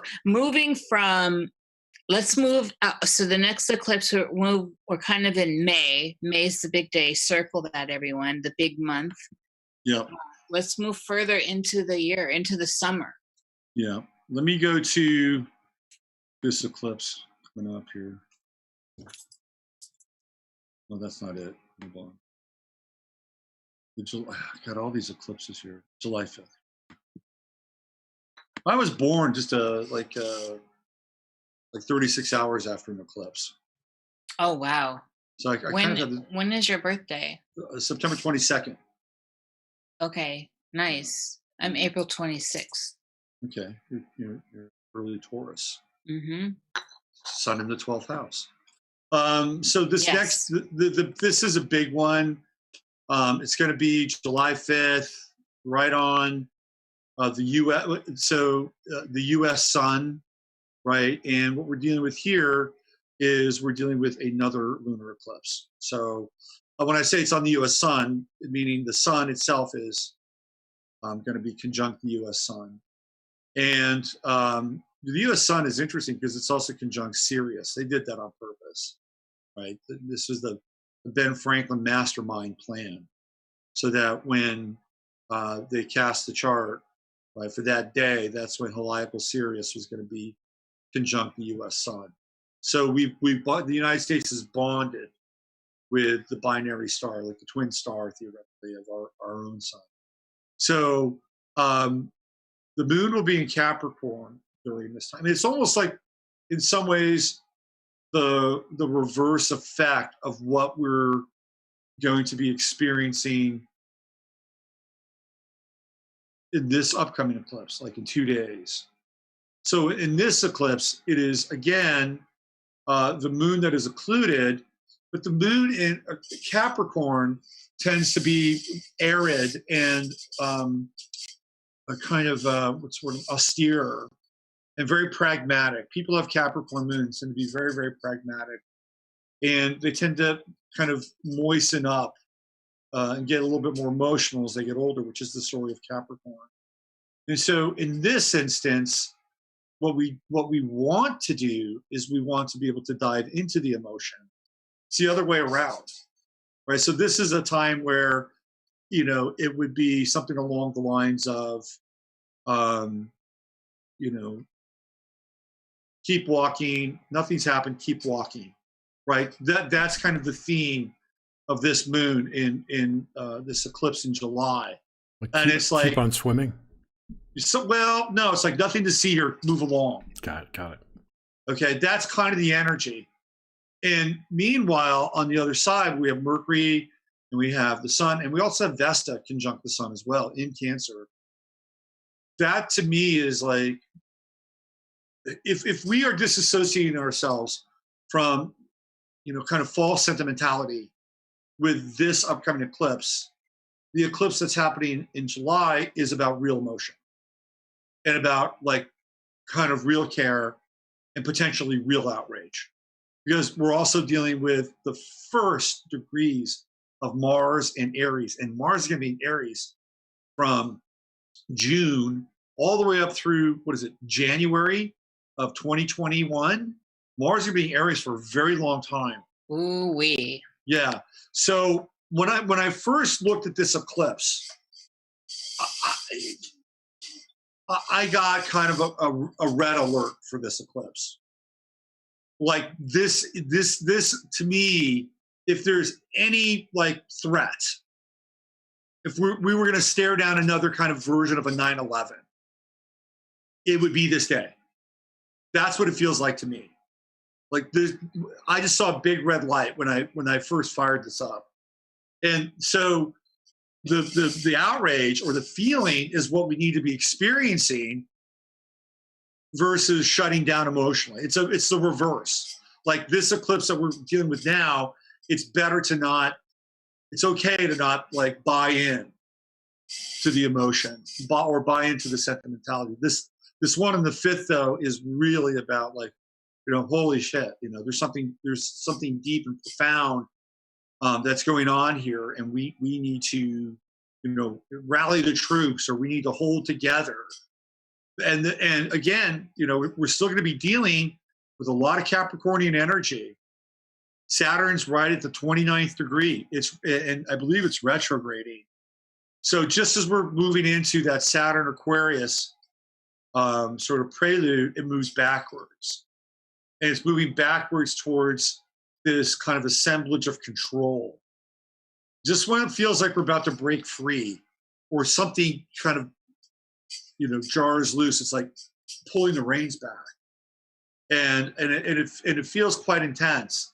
And I did this chart for specifically Washington, D.C. And Aries is on the ascendant and Mars is in the 12th house. And that's like hidden enemies. Like something foul is afoot here on this eclipse. Something very foul is afoot. And I've always felt like the summer is going to, that the June period, but really like July up through the possible election. I don't know if we're going to have an election.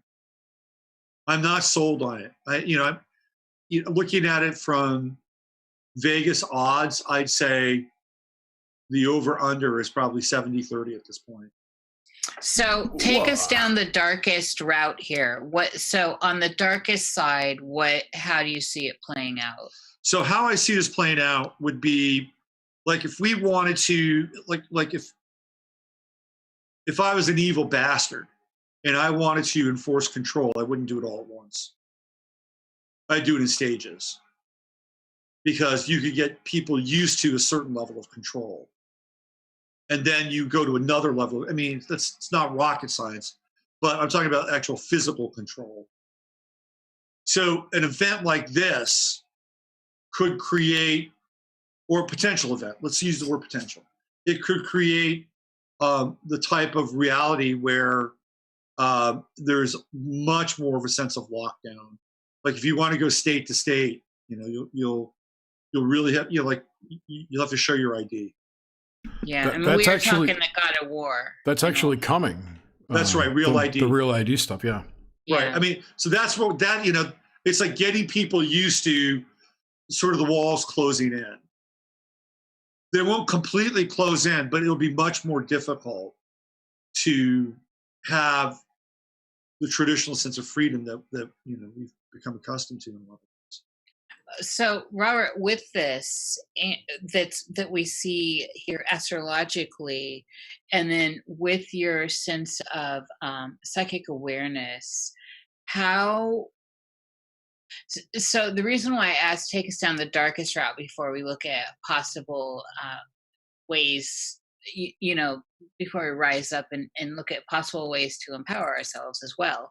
Uh, what it looks really dark to me, and I've tried to parse out how it could play out in, I mean, it's just going to play, it's going to be nasty, and I can't get myself to see the silver lining in it, except for possibly that it brings people together, the folk, more. And then of course any route out of prison is rough, because that's what we're talking about. It's a Shawshank Redemption, right? Yeah. It's like a mile and a half of fecal matter, blown, creeping up through your nostrils. So my feeling about this is that the real potential dark night is election night. That's I've looked at that chart. It's just dark, really dark, and that would be a time where there could be like just a very severe cap on things. Like moving into potential civil war territory, because that's the other thing with Gemini, right? I mean, Gemini does represent this duality and the split. And if you've got that South Node in Sagittarius, where everything can get really inflamed and dogmatic and overzealous, and it's a tricky kind of orientation. So the way that I think we can manage this is, number one, I think you paying attention to what's going on, I think, is vital and important. I think it's important to pay attention. I also think it's important not to get swept up by the events. Like, you've got to have a really deft sense of what you need to, kind of latch onto and, make some meaning out of, and what you need to let go of and say, this is not mine.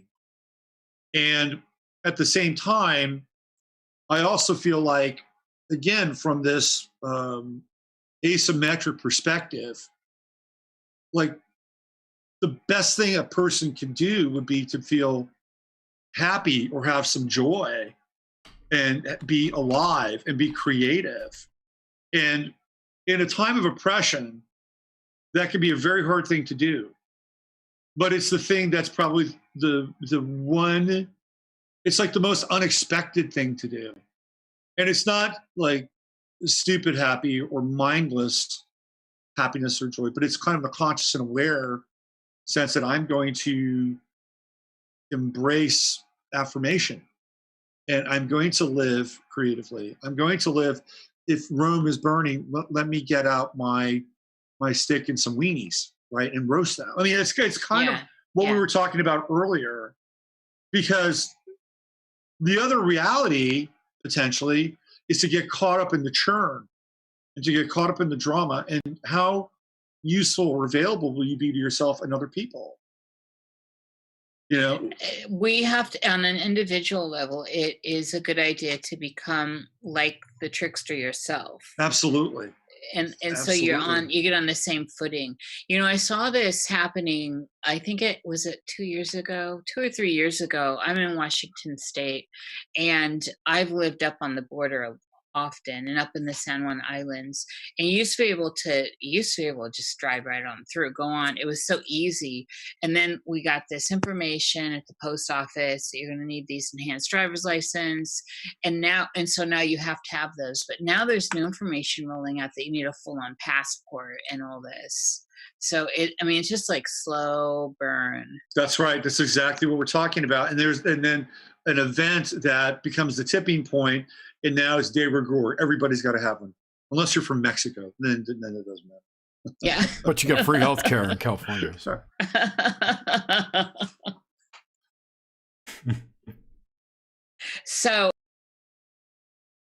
So in between this eclipse and the election, and this kind of intense summer, do you see anything going on? I kept getting pings about, and I hate to say this, I mean, I don't want to use the word I don't want to use like the negative in the statement and then cancel it all out, but I'm getting this cautionary note about being in big public places right now this year, going to big concerts and stuff like that, like big social stuff. And I don't want to be like that, but I just have this, it's just tingling in my bones. Well, I mean, you personally should probably listen to that, at least on an individual level. And I would say on a collective level, yeah, I mean, they're creating this, theater of the absurd that's rife with tension. And, today I was listening to the radio and these guys were given a briefing in Capitol Hill about what happened. Of course, it was very, very quick, very brief, and very slipshod in a lot of ways. It was like, oh, here's what happened, and this is why we did it, and da da da da da da. This is who he was. This is what he was doing. Da da da da. And our representative here in Texas, this part of Texas, is Chip Roy. It was interesting listening to him because I could hear a little bit in his voice, like he wasn't completely sold on what happened, right? But on the other hand, again, you got to play that game, right? You can't say, well, I'm not completely sold on what happened, because he's in the game. He's a Republican, and even if he isn't completely sold, he kind of has to say that too. Right, especially when he's there with other Republicans making right, or even on statements. conservative radio. Right. Because if you want to be effective in a lot of ways, in some ways, you've got to blend in. But I heard some things in his voice which were interesting and not wholly bought in. So that said, they kept running this thing. It was weird. It was like they don't perceive any imminent threat or danger to places in this country. However, if you're one of the following, you should probably take note and be aware of your surroundings, basically what they were saying. And they were saying Americans, they were saying Saudi Arabians, they were saying Israelis and Jews. So they're doing this double speak thing, right? Like there's nothing to be afraid of, no imminent threat. However, if you're this group of people, you may want to have eyes in the back of your head. So we're getting into that place now. They're priming us for whatever could go down in terms of either false flag or a psychological operation or perhaps something even real. And we're in a very tenuous area with that. And again, the trick here is to be aware of it and say, ultimately that's not my reality. Yes, that's important. It's not my reality. And I got really clear. It's like what these people are trying to do and trying to impose, it's just not my reality. I don't buy into it. Yeah. It's not the world that I want to inhabit nor care to support. I say that daily to him. I'm like not even playing this. I look over and I watch it. It's like a TV show almost. It's bad TV. Yeah, it is. I'm like, I'd rather be stitching over here or something. Like Mike Pompeo is just bad TV. Yeah. Yeah. I mean, maybe there's another side of Mike Pompeo I don't know about. It's a CIA side. Probably, but if this is the best and brightest that we're throwing out into the world, I mean, please help us. There's this sense of, and I've always had this, I've got that whole rebel gene. There's just a sense of non-participation that I'm smelling. I've always been like, I don't need anyone to govern me. I've had this sense of, I guess, agency my whole life. And I feel almost threatened like a queen bee when somebody wants to bring that kind of energy at me. And now I'm definitely seeing this collectively through the astrology, but it's really playing out. What are your thoughts on all the extreme weather happening globally? Before we go there, the earthquakes in Iran yesterday. Yes, right. Yes. Floods in this middle desert and snow in the desert and more ice, less ice, fires. Well, we know that they can manipulate the weather. I mean, yes, of course. I think at the there's a warfare going on. There was one thing weather wars for sure. There's one thing I wanted to mention briefly, again, before we move on to the weather piece and the Earth change stuff, is that South Node in Sagittarius that I was talking about earlier. To me, also, that's like the really, really bad dogmatic side of like end times religions. You know, like getting into like the crazy end time myths of the Christian dispensationalists and the rapture and the Chabad Lubavitch people and the Mosiach. That's like the South Node in Sagittarius. That's like the kryptonite area. And so the true node in Gemini is to, again, be deft and dance on the pin of a needle, right? Or the head of a needle or head of a pin or whatever that is. I just wanted to bring that up because a lot of these people are driven by that. Like Mike Pompeo, which is what triggered it in my head, is what he's a dominionist. And they believe that they're going to be sort of this group that is going to be like the lords, the Christian lords of the earth, you know, and that's supported by a number of like, you know, pastors that have surrounded Trump. And it's a weird kind of end times ideology. So, all the Abrahamic religions have their version of it. As far as as far as the weather goes, well, we've got Uranus in Taurus, and that started with a bang when we had that massive volcano burst, right? It was huge. And on the last eclipse, what we had in the Philippines was a massive typhoon that killed about 25 people. And that was like kind of right there on the eclipse. So I think we're going to see more of that. I think it's going to be very, some of it will be, I think, quote unquote, natural, whatever that is. And some of it will be artificially triggered and stimulated. And they have earthquake machines, and there's weather wars. And, you know, Australia, God bless them, you know, they're going through something very extreme right now. And you're experiencing that. They're experiencing that right now. But the Australia situation, seems to be caused by a good portion of it by arson. And secondly, it's not that unusual. It's just that the season has extended and it's a little bit. I've heard that like they had another. It's like a cycle. There's a cycle with this stuff, Correct, right? Right. Okay. Yeah. That like said, the 1930s, I think it all burned down. Okay. That said, the entire planet has been coated with an accelerant with chemtrails. So even if it is cyclical and even if it is arson, you have to ask who and how and why are starting the fires. The heat from the fires is not the same heat that it was in 1970 or 1930. That's why we keep hearing about the flames actually bursting because of the fuel above the trees.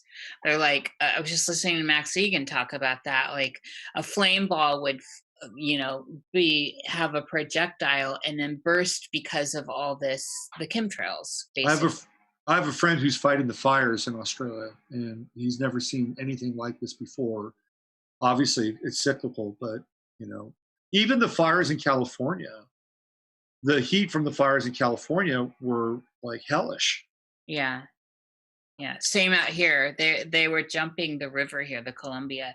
But the thing is, right. They all of a sudden come out with all this arson, and I'm deeper in the woo than that. Sorry, I just am. And it could be my Gemini rising. It could be my 12th house sun. It could be my spider sense. I think there's a different narrative, and I also think this is going to be a year where some of this gets revealed. So I'm just putting that out there. I don't necessarily buy it's these young kids or the whatever, however many started this fire. Yeah, I mean, that reminds me of the fires in Oregon, where there was that fairy tale about the kids starting the fire in Oregon. That's the one I was just talking about, because that here, the ash was falling on my house. It was so close. Yeah. And it was, I mean, come on, it was jumping the Columbia River and stuff. And then there's crazy footage of these blue lasers coming down, just like in California. I don't know what they are. I'm just saying, I think we're not being told the whole story as usual. Yeah, I think that's fairly commonplace in our time, you know. And when we do get the truth, sometimes we have to question why we're getting it and who's giving it to us. Absolutely. I question it all. Good. That's good. One of the things that's really interested me over the last few months is this whole subject of Tartaria and the mud flood and this whole other timeline in reality. And it actually really raised my spirits when I began to dive into it. And I think this Uranus and Taurus phase cycle has something to do with that. And for me, it's about radically kind of revealing the story of the earth and the story of land and the story of the buildings on the land and things like migration. So to me, that's exciting. And I think that there's something about like the spirit of that time, or the spirit of theoretically those people or whatever that world existed. It almost feels to me like it wants to reanimate in some ways. And and people, I don't want to say people need to believe or believe in a dream, but bringing it back to Chicago, when you look at those photographs of the Chicago World's Fair, how can you not be awed? Those photographs are mind-blowing. Like the buildings and the architecture and the water and the parks and the statuary. I mean, come on. That's like really exalted stuff. And we've fallen so far from that in a lot of ways. The beauty that we theoretically serve up is not even come close. So there's something inspirational about seeing these buildings, seeing these structures, and they're reanimating, right? That's what's happening. It's like they're reanimating our awareness, they're reanimating our imagination, they're reanimating our spirits. So it's like a tale from our hidden past. And I think that's really interesting. And that's something that is way outside and not accountable and not scalable at all. And when everybody I talk to about Tartaria, their eyes light up. Their eyes just light up. And I think it's really important, actually. Have you heard the new THC episode with Max Egan?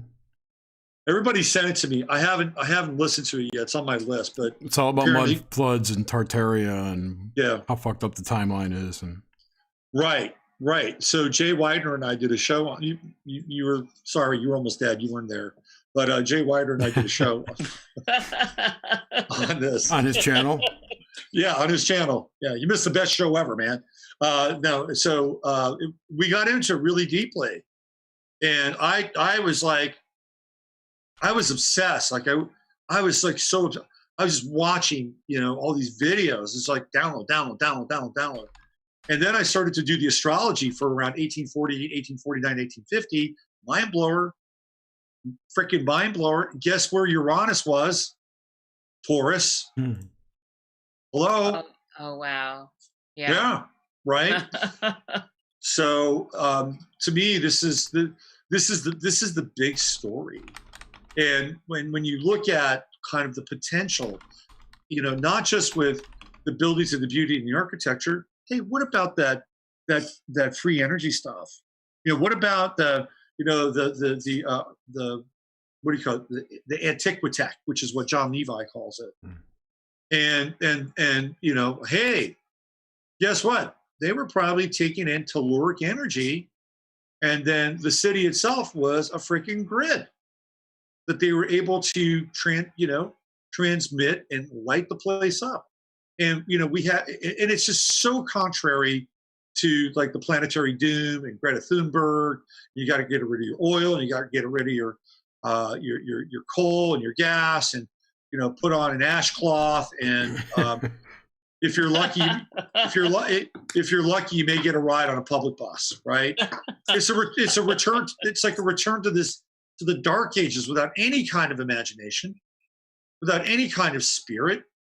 It's just all dead. When I look at the climate change thing, it's like, what's inspiring about it? There's nothing inspiring about this. They don't talk about free energy.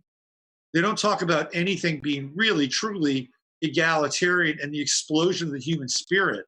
No. It's all about scarcity. Yes, it's all about scarcity and austerity and You know, it's like, come on now, let's have a fucking renaissance here, people. Yeah, You know, absolutely.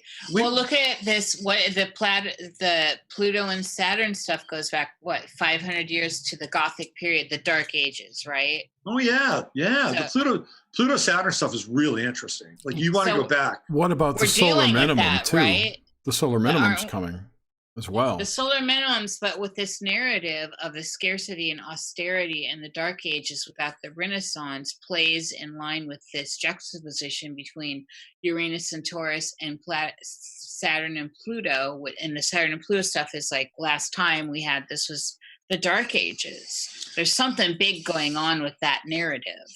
Well, so there are two periods where Saturn and Pluto show up. One is when Martin Luther pops up, and there's the Reformation, and that's like the end of one kind of order and the beginning of a new order, right?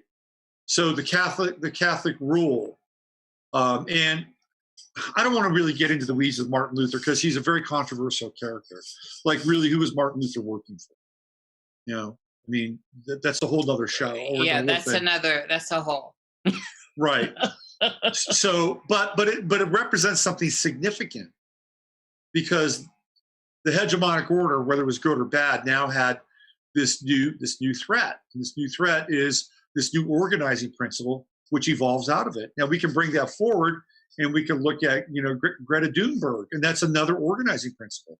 You know, I've always considered Greta Thunberg to be, kind of this, I wouldn't say reincarnation, although she's very close astrologically to Joan of Arc, and that they want to turn her into this Joan of Arc kind of character, and this kind of wild. Joan of Arc was epileptic and was seized by visions, and that's kind of part of the Greta Thunberg narrative.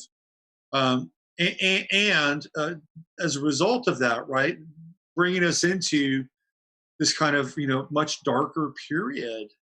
But it's not very imaginative. It's not very doesn't grab you. But let's be, the other thing too that we have to understand, and this does get into this whole kind of Capricorn piece that people need to wrap their heads around. Like, we are at the end of a story. Like, this is the end of a story. Yes. Yeah. And if we're going to have a new story, it's we're going to have to go through kind of a deconstructive phase. And this gets back to the fourth turning. And this is the stuff we were talking about on the show with Jay. Like, this is exactly what Jay and I were talking about. We are in the winter of our experience here in the United States and in the West in a lot of ways. We're in the winter phase. And Capricorn is representative of that winter. So this story is ending. But there's bad parts of the story that are ending as well, potentially. We have to realize that, though. And there will be a spring. There will be a springtime to come. There will be a time of heroes, and the heroes will play a role in whatever kind of new or reformed kind of world we're living in. And they're living amongst us right now, believe it or not. And they'll play a role. I love these Pluto and Sag kids. I think they're great. I think we really do. Yeah, they're interesting. I mean, I find it all interesting, so I really try to stay the center line with everything. Yeah. And maybe that's my Gemini. I don't know. Well, it lets you dance back and forth, right? You can. You're not a prisoner of a position. Not at all. I've always been I can pull up to mini tables and eat. Definitely. I like that. I know that story. I know that story. In addition to all that, I just want to say that there's a lot of reset, quote unquote, reset talk happening right now. Oh, absolutely. Absolutely. I mean, this is one of the things that Jay and I got into, right? So, and I did a 2.5 hour show on this. And the reset, there's variations of the reset, like the global reset. Well, what does that mean? Well, it means, guess what? You got no fucking money in your bank account. Okay. It's all been taken away.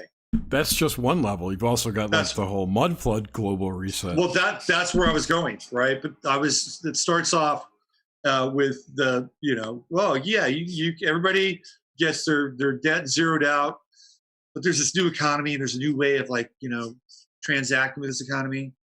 So don't worry about it. Start off with just a little little card or your phone, but obviously, The digital the chip, economy. the chip is not far behind.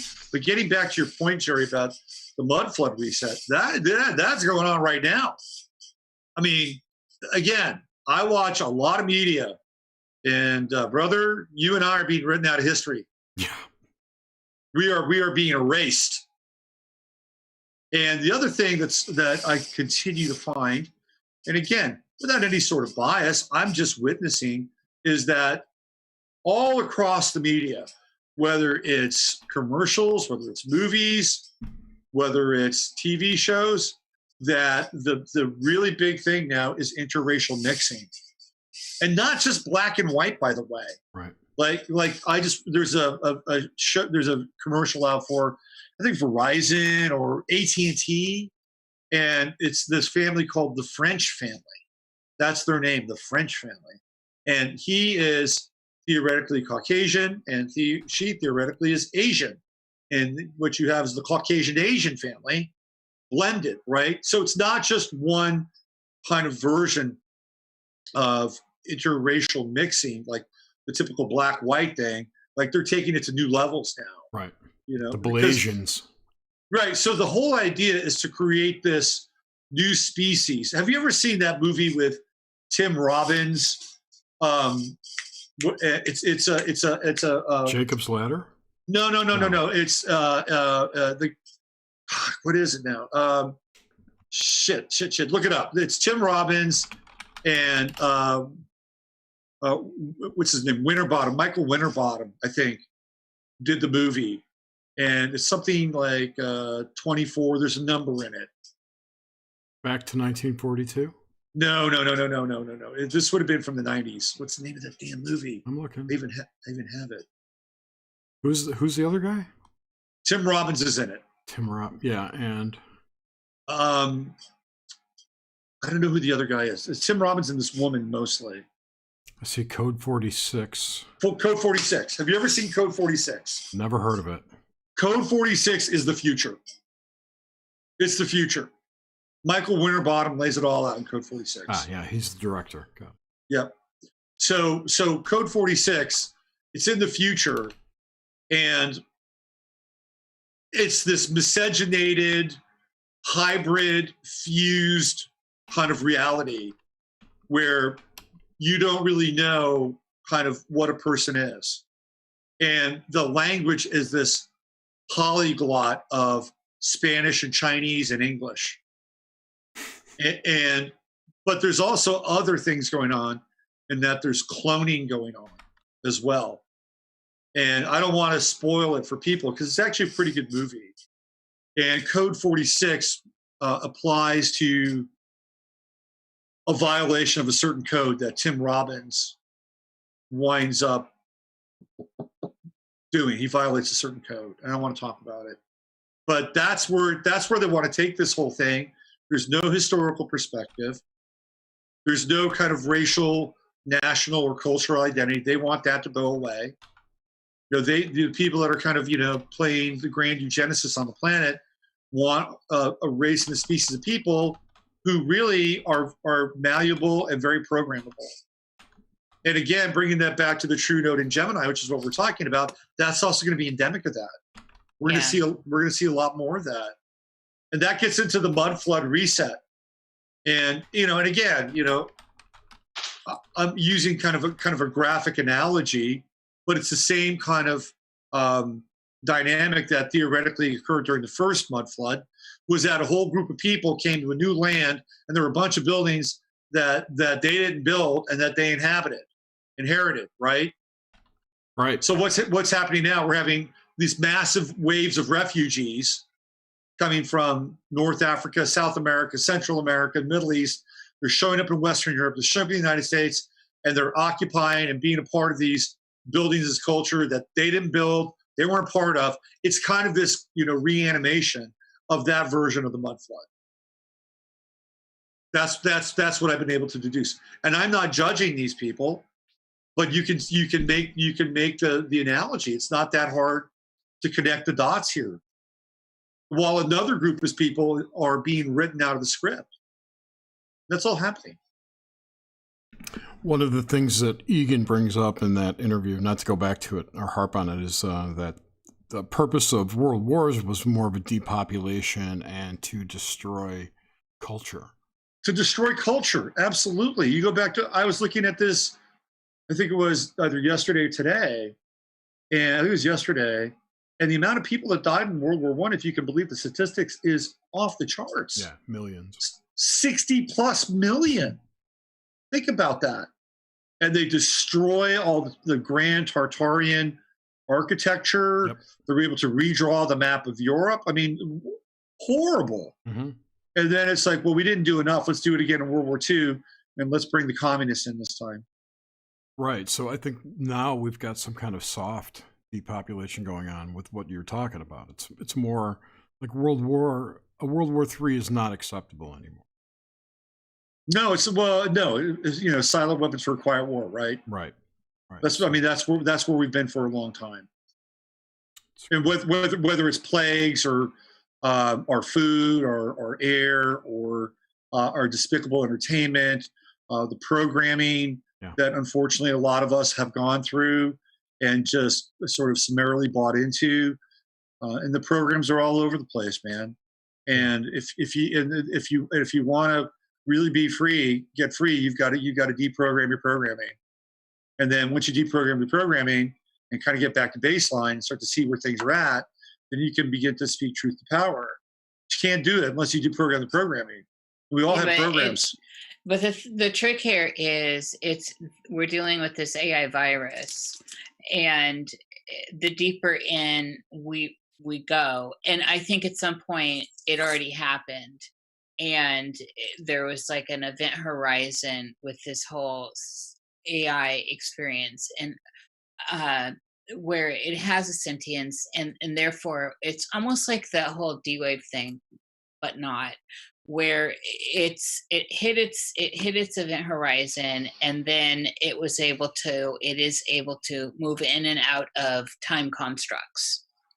That's a really interesting concept, and one that I could actually buy into. When do you think that event horizon was? You have a I have no idea when, but I get in my lifetime, things have changed. So at some point during this last, I don't know when, but there was a point where, and I think anyone around our age can pull up to this. There's something has changed, and I can't pinpoint when, but that's something I'm now starting to see. Is I think that the AI did hit that point where everything it hit that event horizon, and now everything's changed, and now we're dealing with it in a kind of viral way, especially when we start looking at smart dust, and of course, what the hell, with the 5G. It's not about faster this or faster that. We know this, and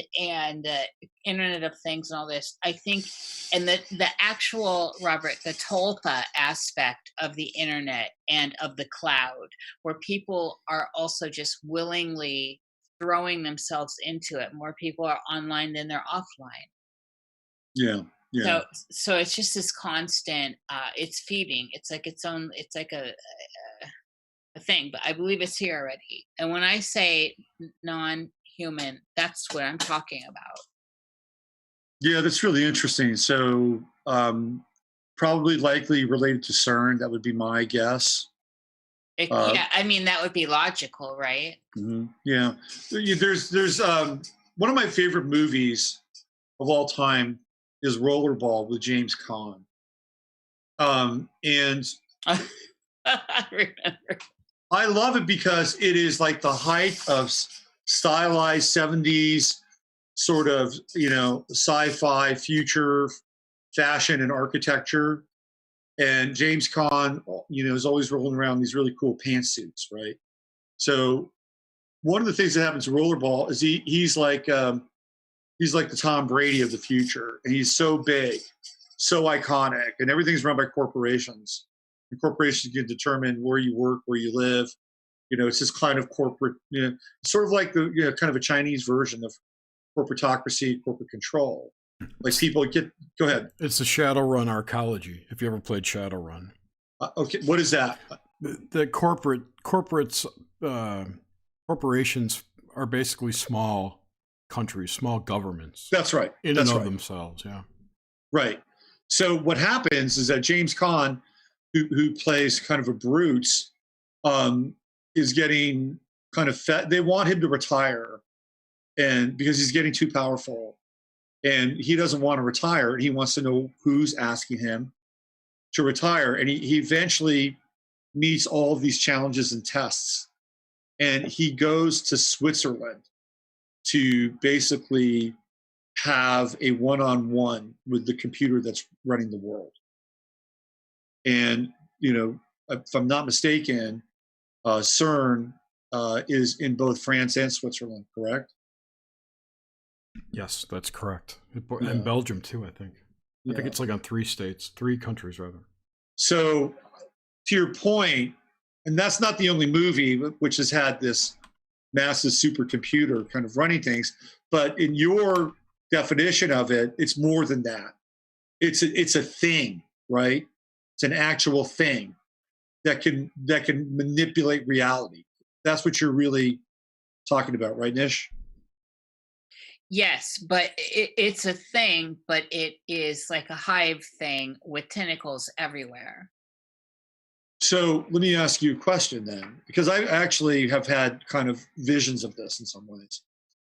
Do you see like the quote unquote leaders of the world like having a relationship with this thing? Yes, absolutely. I think it's trickled down. I think it started at the top of the control grid, so at the capstone, and it's worked its way down.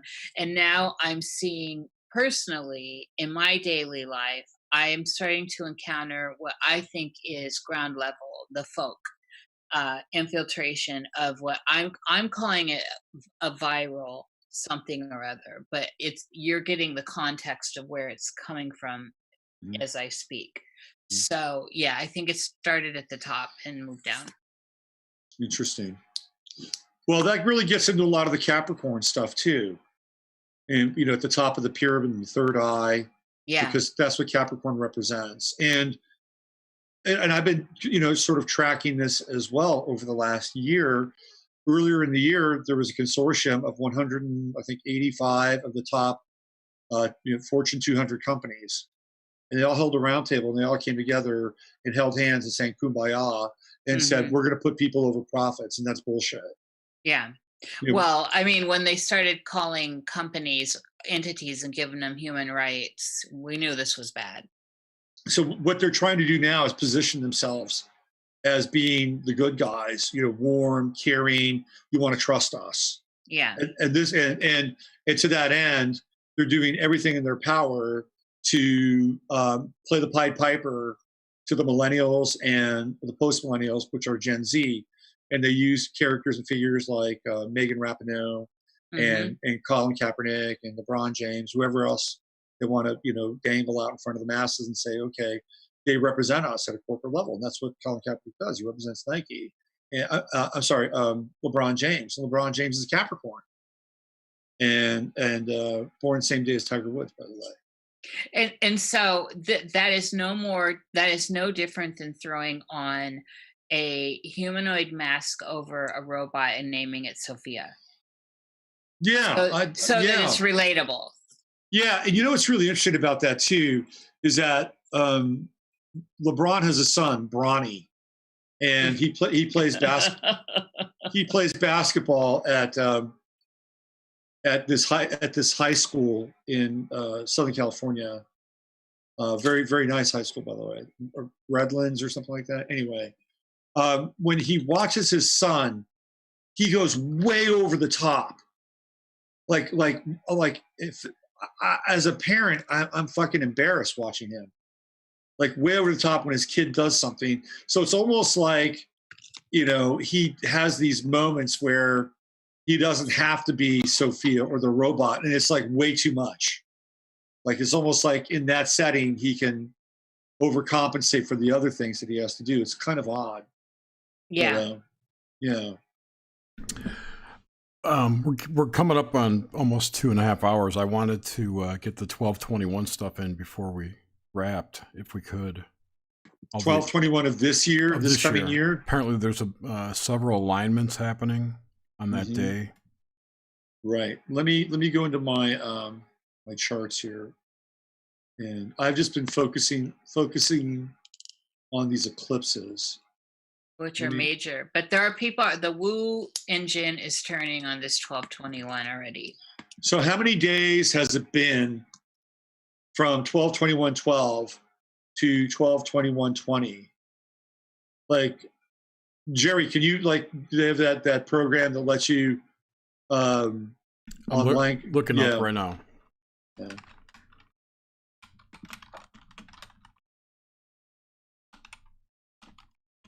It's Jupiter-Saturn conjunction, I think.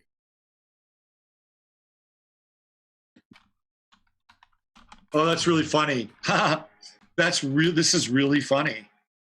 So what I did is this is really strange.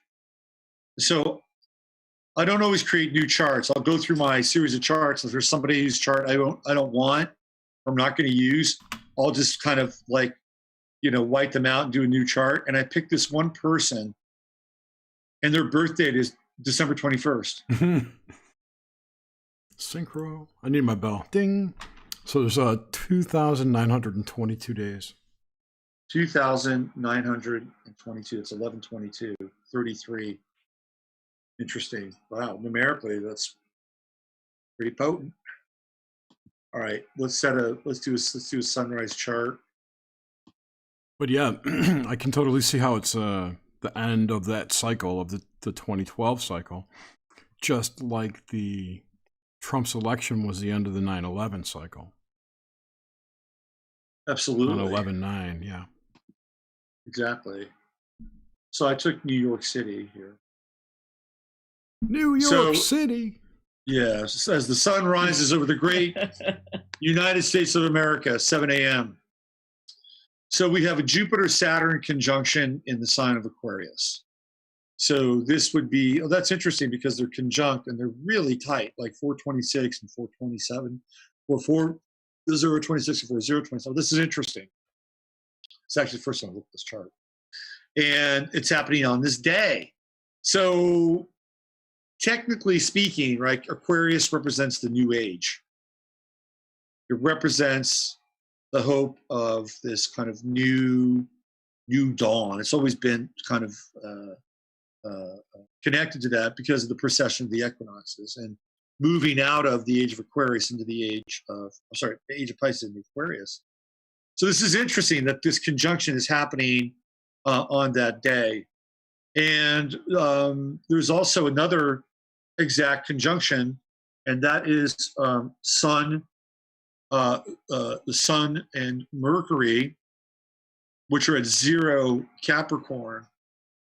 And that's right on, of course, the solstice, right? The winter solstice, which is always an interesting time. Right.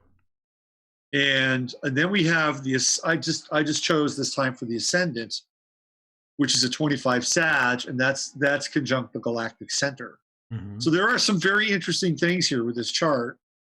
Those two tight conjunctions with Jupiter, Saturn, and Sun, Mercury. And then there are some squares with Moon, Sun. What else? Mars square. This Mars, this is our friend, right? The Mars and Aries still hanging around. And the thing that Mars is going to be doing from basically election day on, if we have an election, is squaring Pluto. And to me, Mars-Pluto squares really typify violence. Yeah. Like violence and murder, and especially in the sign of Aries. Yeah, that's rough. That's seriously rough. So, I mean, I could, kind of, if I wanted to, without, just looking at this now, if I wanted to make some kind of calculated interpretation, is that this would be a very extreme time of something that could be potentially quite brutal in some ways, but also something that could be quite interesting, and that there would be the potential for a new beginning. Now, the one thing that I will say here is that, and this has been going on and kind of in the back of my mind, and this has been connected to sort of what we've been brewing, is the rise of the emergence of the Antichrist. And this is a day, to me, that could kind of speak to that in some ways. Because clearly there's a crisis with Mars, Pluto, and a crisis has been ongoing for a while. And then you have this kind of harbinger of hope with this Jupiter-Saturn conjunction. And then perhaps this personification with the sun at 0 Capricorn, like somebody who comes in and, you know, saves the day or puts out the fire, right? Like this could be a time where a fire is put out, but by who and by what? That would be my question here, because I do feel like that is a script that in some ways either has to play out via a personage or it has to play out via an energy that is inhabited by a lot of people. So that's my quick take on this day. But it also feels like there is some potential for something new. You just have to watch out who the shepherd is that can kind of lead us into that new place. Hopefully it won't be Bernie Sanders. Have you seen this movie on Bernie? I love Bernie, but I don't love Bernie either. Combs his hair with a balloon. I have a dear friend, you know, who is an Aquarian. She so wants to experience utopia on Earth before she dies, and she's in her 70s. And I keep giving her shit about it. She says, "What about Bernie Sanders?" And I'm like, "You gotta be kidding me. He's never worked a day in his life." But he's extremely rich. And then she says, "What do you mean? He's done community organizing." That's my point. That's just code for commie. You proved my point. Oh my goodness, the cast is wide. Ship of fools, man. I know. Cue the Heart album. The thing I've been wondering though lately is that the position we find ourselves in, is it just the result of trying to make things better?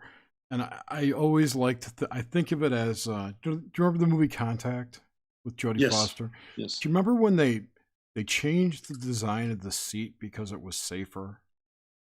Oh. Yes. And it was all fucked up.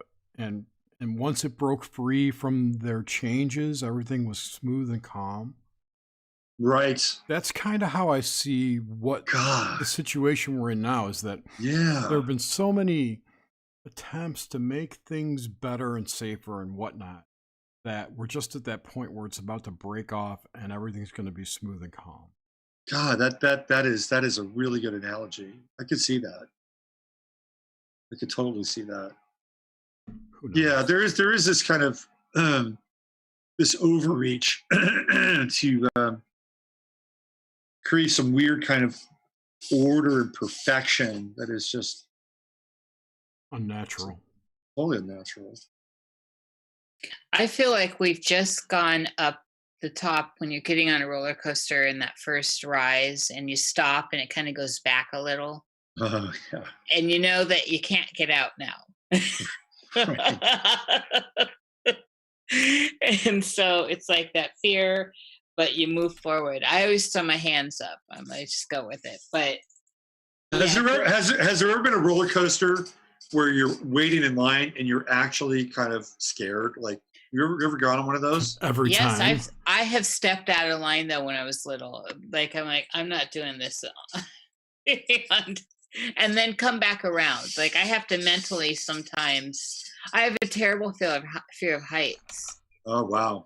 So every time I do anything with heights, that's added in there. But I also like the exhilaration aspect, the endorphins. So I always end up doing it. But that moment is always so profound to me at the very first, and then it goes so fast, and it's usually so fun, and then it's over. It just boom. But that moment, that one moment.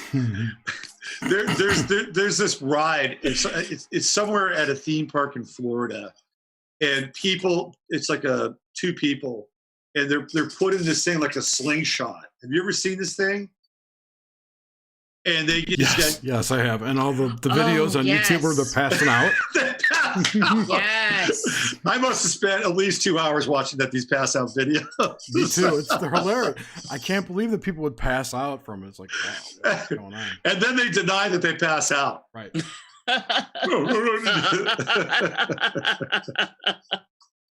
It's pretty funny. Oh, that's awesome. And it's more usually men that do it than the women. Yeah, it's true. I've seen a few women, but I've seen men, and their faces just before they pass out. I'll try to put some of those in the show notes because they're pretty funny. I mean, that's good humor, right? I mean, and we're laughing a little bit at other people's expense, but I'm sure they're okay. Yeah, that is good humor. Yeah, I mean, it's sad we even have to say that, right? Yeah, I know. That's where we are. Yeah. All right. Well, I think we should probably wrap up. We're at 2.5 hours. It's been an absolute pleasure having you on. Thank you so much for doing this. Shit, man. I'm just glad you're here to do it. I'm glad I'm here too. we were all very concerned about you. I know. Thank you so much. Appreciate all the major vigil. Yeah, for Jerry going out everywhere. Don't you appreciate him more, Niish? Oh, I did. I always did. His Tourette's. I could go into the Morticia side of this. I'm better now. This is a new improved Jerry. How do we know this is really? How do we know this is really Jerry though? That's a discussion right now. It's funny. My sister for Christmas, my sister has a print shop in Chicago, and she gave me a shirt that says Jerry 2.0. Oh, there we go. It's beyond 2.0, baby. Yeah. This is a different Jerry. So what about all this into the show stuff? Like where people can find you and plugging this and that. What's going on? Yeah, robertphoenix.com. Have a website. I've got to revamp it, update it. But it's there, and I got a lot of articles there. And some of them are really pretty evergreen, and you might get a kick out of them. I post videos there. The YouTube channels where I do a lot of my work, 15 Minutes of Flame over on YouTube. You can find that link on my website. And Friday Farcast, I'm going to have Masaki Miyagawa on Friday.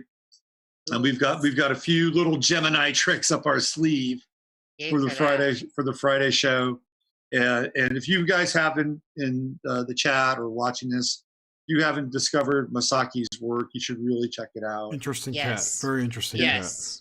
Super high level orgone and radionics and all kinds of stuff. Yes. And very, very smart guy. And then Sunday night, I do Sunday Night Astro Live, which is me kind of tripping the light fantastic with astrology for a couple hours. Great show. And that's it. Sweet. Well, thank you. Thank you, Robert. Thanks, Niish. Thank you, everyone, for listening. Next week, we'll back to Nox Mente, and we have, is it Nicole Frolic? I don't know. Yeah, Nicole Frolic, who is the life coach, psychic person. I don't know. Well, you'll find more about Nicole next week. Now, I will. When I write her bio. We will know, yes. And it's going to be good. No matter what, it's going to be good. Yeah, it's going to be good. Yeah. Thank you, guys. I really appreciate it. It's been our pleasure. Thank you, Robert. It's always a pleasure. And thanks, everyone, for listening, and we'll see you next week. Have a good one. Bye.